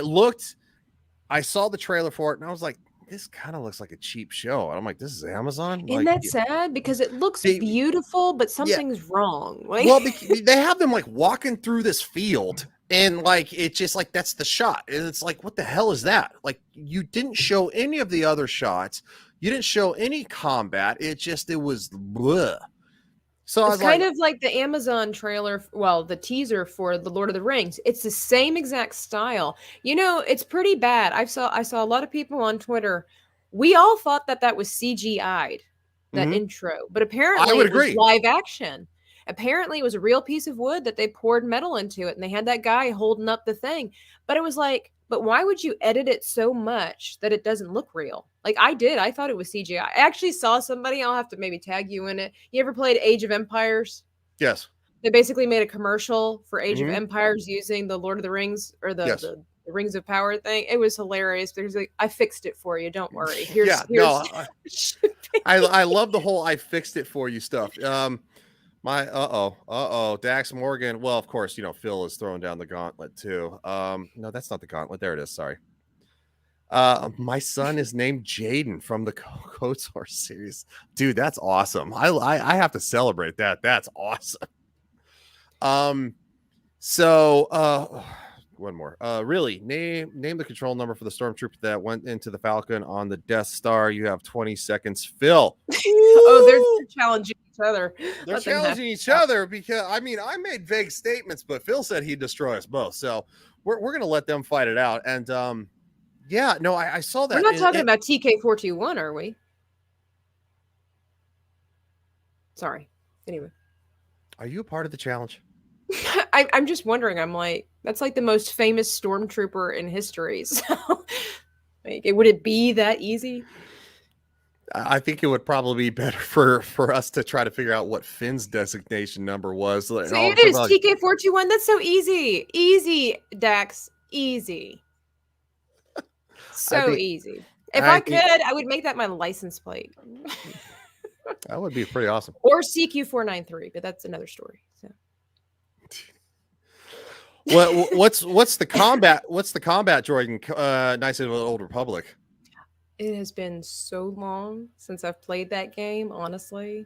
Oh wow! He's in love now. You're in trouble. But that's so easy. Like everybody knows that one. At least I thought they did. That's right. Nobody cares about Phil is right. FN2187. That's a good one. Yeah. Still, I'm waiting for the combat droid for Knights of the Old Republic, gentlemen. I tell you, I think I was a teenager when last I played that game. So. Oh, so was I. I was I don't remember. I was working at Taco Bell for slightly above minimum wage. I was making $5.35 an hour. Yes, Phil with HK47. Okay, I know HK47, but I just totally. Yeah, HK47. He's the one who calls everyone meat bags. Yeah, that's right. I love that game. Gosh, I need to play that game. God before bless. They remaster. God bless. Well, I still have the original, and you can get it on Steam, by the way. Okay. Oh, I'm tapping again. Sorry. I want to start. No, we're wrapping it up. So we've been going for 2 hours. I didn't realize that we had gotten so in depth in this. It's hard not to. I kept interrupting you too, to be fair. So so did Dex. Yeah, and then of course I had all my black screens that they gotta be black, bro. This is really your fault. It is my fault. I blame me too. Anyway, Dex Morgan, what is Han Solo's blaster's model and what was it made of in the movie? Imagine you're holding a pen now, drop it.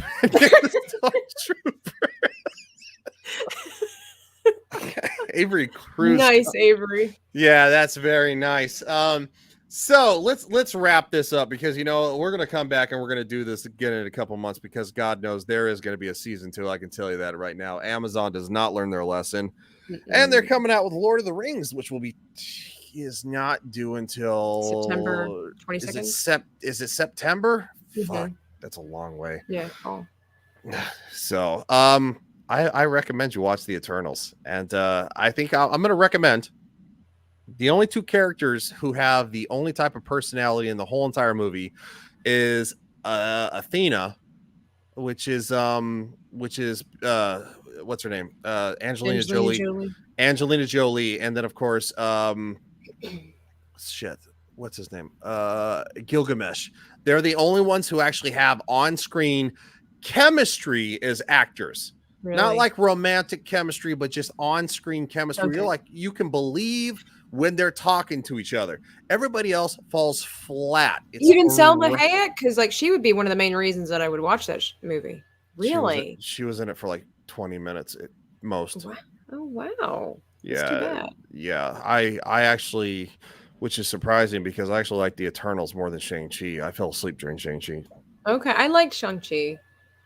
Did you really? I mean, it wasn't my favorite, but I enjoyed it. I do like some Chinese fantasy. So, and I love Michelle Yeoh. So I was like, cool. I mean, I did not watch it for the main guy, nor for Aquafina. Well, we're all entitled to our wrong opinions. So just kidding. I mean, my favorite character, honestly, was Norris. The little pillow animal thing with no face. Yes, no, I know the rabbit chicken. I love that thing. Yeah, that was probably and Trevor Flattery. Yeah. You know that. Oh, the best part was that I went with this movie with a guy friend, and he's like, "Hey, you know, we go to the movies from time to time, hang out." They have never seen any of the Iron Man movies. And I'm like, how do you watch the Marvel films? Because they had no idea. I was so cool. I was like, I'm telling you, it was so cool to see Trevor in there. Yeah. They're like, yeah. And I'm like, you don't know who I'm talking about, do you? And they're like, well, which movie was he in? I'm like, he was in, was it Iron Man 2? Yeah. Three. He was in Iron Man 3, and I'm like, he was the Mandalorian. No, the Mandarin. I also said the Mandalorian. And they're like, and they're like, we haven't seen any of the Iron Man movies. I'm like, how? That's like what ignited this whole MCU. What? That's blasphemous. Well, one of them just is not a fan of Tony Stark. He thinks he's a douchebag, and it's like, I think that's. Well, I mean, we all know that, but he has this charm and his charisma about. Like, he is the MCU. So there would be no MCU without Robert Downey Jr. as Tony Stark. So yeah, my friends, God bless them. We had to introduce them to Lord of the Rings and all that kind of stuff anyway. And I'm like, what? Where have you been? What have you been doing with your life? Not watching movies, obviously. What are you doing? They're like playing video games. I'm like, well, I did that too, but I still know things anyway. Well, that's like people saying, "Oh my God, Dax, he is." Yeah, he is. He totally is. I wouldn't like hanging out with him, but he's one of those endearing douchebags where you're like, darn it, I kind of like him. He's kind of cool. Well, it's like somebody saying, "Oh, well, I really like Jurassic World," and it's like, "Oh, have you seen Jurassic Park?" And they're like, "No." Exactly. I asked him, I'm like, have you seen Lord of the Rings? They're like, I've seen some parts of the last one. Like, they're the only people I know that will watch movies out of order. And I'm like, oh, that bothers the shit out of me. I'm going to tell you that right now. I can't handle it. I have to watch the Marvel movies in order of release date, not in, as they say, canonical order. Like, Captain America, the first Avenger was first. No, it has to be when Marvel. Yeah, no, Brie Larson's Captain Marvel can fuck off. She doesn't even have her own second movie because she sucks that bad. The Marvels, nobody cares. Sorry, that's. I'm a big fan of the MCU, and everything after Endgame has been nothing but dog shit. Minus No Way Home. Minus No Way Home. Yet. Oh my God, woman! I know it's on my list of to-dos because on Inside the Booth we're doing a Rumble review at the end of the month, and I haven't even seen Far From Home. So I told you, I don't like being told to watch movies if I don't have a genuine interest in it. But I do want to see this because I like Doctor Strange, and I'm really curious to see how things lead up to the multiverse of madness. But I have an inherent instinct where even if I want to see the movie, when people tell me I need to see it, I'm like, I'll just take my time. You're difficult to date, aren't you? I don't know. You're like, I've never dated me. Have you at least seen the Tobey Maguire and Andrew Garfield movies? Yeah, I have. You've seen all of them. Mm-hmm. Oh, Phil's getting on your shit. I have them with me here, but that's what I'm saying. Like, you don't tell me what to watch. I will watch what I want to watch. Like I said, if I just like forget Marvel, but if I just want to have a marathon of Sound of Music, that's what I'm gonna do. Like, Well, I mean, who wouldn't want to? Or a marathon of Indiana Jones. There's only 3 movies, by the way. Stargate, I just have other things that I'd rather Stargate, watch. the TV show was pretty good, but the Stargate, the movie. I love SG-1. I got the entire series for Christmas, and I'm like, I do like SG-1. I do like SG-1. Oh, I love the movie too, but they're almost separate things just because the characters are different. No, but, I know. But I love them both. There was an SG-1 movie that launched SG-1. You know that? No. You don't know that? Well, I knew that there were movies that came out during SG-1. There was a second movie that launched SG-1. Really? Yes. Because it literally starts like after the end of the or you're not talking about the one with Catherine or whatever it's called, right? I don't know. The one Are you sure? Do you know what you're talking about? Yes, I know what I'm talking about. I watched it as a kid with my dad. He rented movies, and him and I used to watch movies at night. All right. All right, I'm looking. Oh my God, my phone has been blowing up with Twitter and everything. I don't believe you, so I have to look it up. Yeah, just being honest. Yeah, well, you don't like to be told to watch movies either. That's why you haven't seen the new Spider-Man, which is awesome, and it's over $1 billion. Which I'm not saying they're bad, and that I don't have an interest in it. It's just So we've got the Arc of Truth, Continuum, Universe, Origins, Atlantis, Infinity, Revolution, Children of the Gods. Dax Morgan says, Legion, have you ever seen the Critical Drinkers review of Captain Marvel that calls Brie Larson plank? I have not seen that review, but I will definitely check that out because I love Drinkers content. I love that he just gets shithoused and fucking just rants about shit. Well, same with Yellow Flash too. This says that the 1994 Stargate feature film then goes into the Stargate. Thank you, Dax. It was an HBO movie pilot and even had nudity in it. Yes, that was the pilot episode had 3 different cuts, if that's what you're talking about. But it wasn't a movie. It had 3 different cuts because they had one with nudity, one with partial nudity, and then the one that originally aired, and that is on most of the streaming networks, which had none of the nudity in it. But that's not a movie. Well, it was definitely, you could rent it at the video store. I'm gonna tell you that right now, and it had very much nudity in it. Like, was recut into our Stargate SG-1. Okay.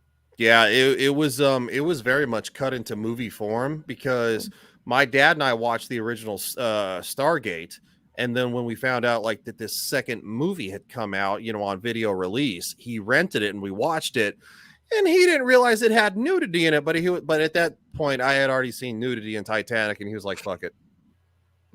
Okay, so like Dax is saying, so yeah, it was a TV show basically. I think because isn't it longer? It's a pilot episode, so it's not like a normal episode length of time. So I guess they made it into movie style. Yeah, it's a good like hour and 47 minutes long. It's pretty long.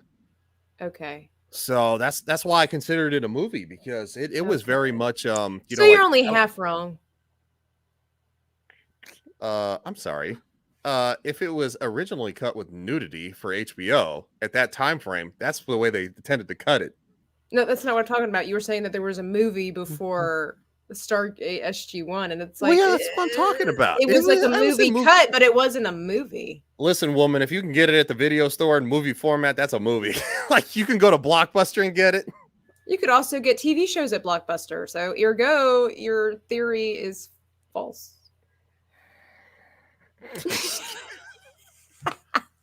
You know what? Phil says, I wish the Book of Boba Fett episodes were like that. I don't. Especially with the Power Ranger bicycle one. God, I haven't watched the latest episode, so I'm a little bit behind. I watched the last week's episode. I haven't watched this one, but the Power Ranger bikes really irritated me. Yeah, I saw a picture of that, and it does. It literally looks like something that walked out of the 80s. So. It looks... JT. Dude, I thought you were leaving. He came back. He's like, you fuckers are still talking? I'm going with Legion on this one, Tabitha. Oh, them too, Dex. I don't care. That's fine. Men tend to join together when they can't be outsourced. You know? I've seen your Twitter. No offense. No, men don't tend to stick together in this case. When a woman is at the heart of it, they absolutely do. Mm-hmm. Yeah. Okay. Yeah. I think I've Twitch speaks for itself, but we're not going to go there. Before we've been going for 2 hours and 15 minutes. Before we banter on too long, talking about movies, you can't help it. Yeah, I can't help it. I come back and see my other comments. Well, you came back to the fun. So, Tabitha, would you like to plug obviously we have the scroller, but let everybody know where you're coming from and what you got going on in the future.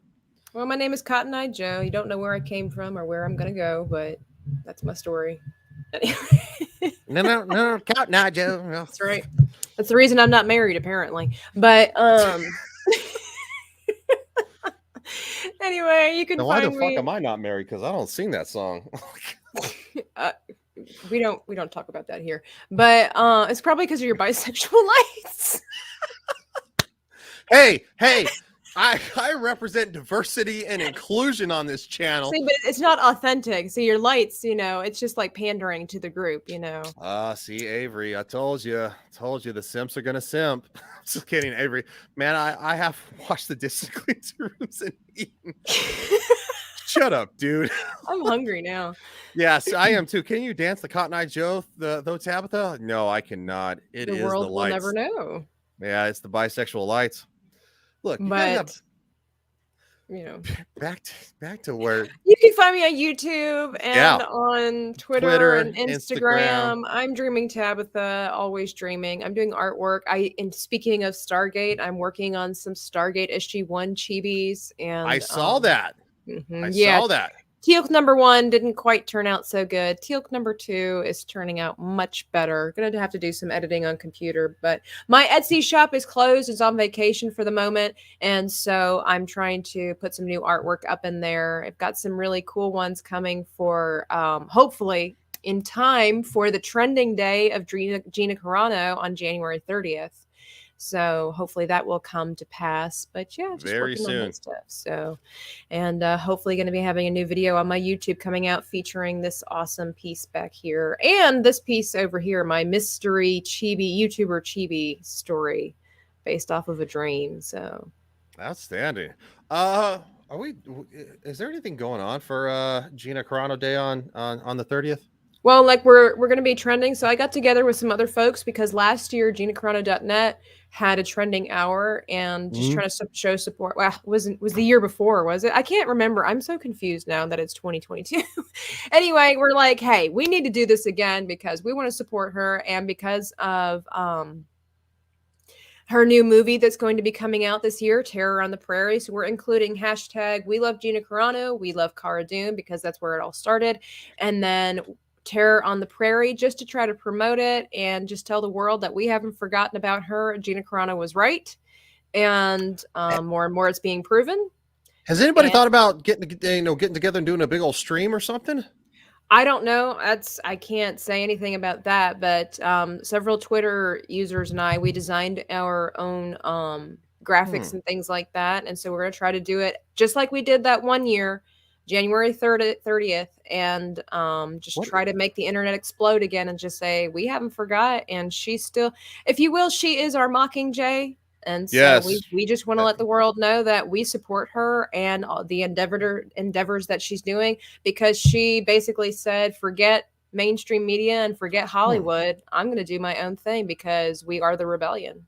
You know what? I'll see. The 30th is a Saturday. I wonder if it's a Sunday.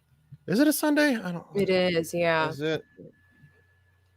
It is a Sunday. Because this was the exact same day last time. Okay. Yeah. I wish I was drinking. I'm just tired. It's a Sunday. I wonder if we could try to see if maybe we can wrangle some people together and maybe do a live stream and just kind of talk, maybe, talk about different things. And, obviously you got artwork, maybe review the trailer, obviously support Daily Wire, which I do, and maybe just something awesome. But she is just that fracking awesome. You're damn right she is. She's phenomenal. I've been watching her since American Gladiators 2008. Oh, I had the biggest crush on Crush. I'm not even joking. Oh, so well, I mean, I have to say, and I know we're going off topic again, but like the more people I've talked to, even my mom, she was like, she is the only woman I've ever seen who in such a tough position playing all of these characters, and even as an American Gladiator, and somehow, she's the only woman I have ever seen still retains her femininity, even though she's kicking people in the face and sweating and doing rolling in the dirt and whatever. And it's like, how does she do that? Like, what is her secret? She's just beautiful. So I guess that's it. Even without makeup, like it's disgusting in a lovely way. And she's bad the fuck ass, dude. Like I wouldn't mess with her, and I'm 6'4". Well, like special training, and like she said, she's got a good forehead for a fist. So I had special training in the Army. It's not MMA training, I'll tell you that right now. It's good, but it's a little different. Yeah. It's drastically different. I could probably hold myself for like 20 seconds. I get punched in the nose, and I'll be like, I'm an ear or face biter myself, so yeah, you bite face.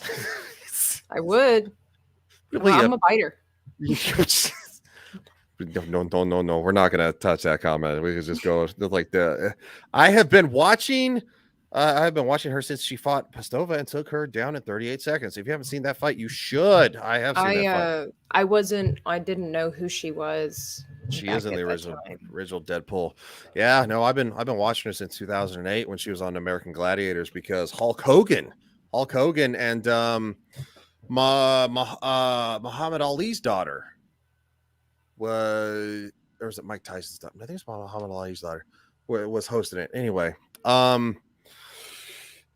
Avery Cruz. Imagine you're holding a pen and now take that pen and write. I stand with Gina Carano. Well, we all stand with Gina Carano, especially in the next 10 days. You know what? I'll see if I can reach out to a few people and see if we can't maybe do a live stream for like an hour or something, and just to kind of just goof around and get it out there on Twitter.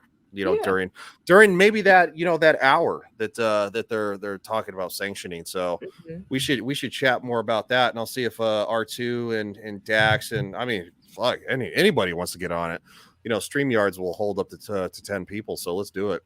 But all right, I'm going to take us out. Check out Tabitha. I know we've been talking for a long. This I told you it's hard in the fandom. It's hard to stop talking in the fandom. Well, it is because you can bounce around like we're not gonna.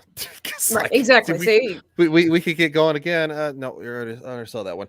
So go follow Tabitha on her YouTube channel, Dreaming Tabitha. Go find her on Twitter, Instagram, and Phil says another amazing stream. Absolutely, because Tabitha decided to come back, which she should not have.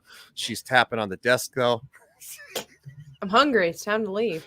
Oh, my bad. Okay, and go check out her Etsy store after the break. So how long is the break? I'm hoping to have it up again at the end of the month. Okay, so at the end of the month, check out her Etsy store at the end of the month. Go check out Silk City Hot Sauce. I have to do it. I got to do the plug. He's been so gracious. Check out Silk City Hot Sauce. I tried this recently tonight. I love spicy foods. It is climate change, and it is made with spicy habanero. It is phenomenal. I love it. So thank you so much for Tabitha for doing this. I did not think that we would go this long. But I would love to deep dive further into this after I've had a chance to audiobook probably the first one. So how? Like, what do we do? I have a question.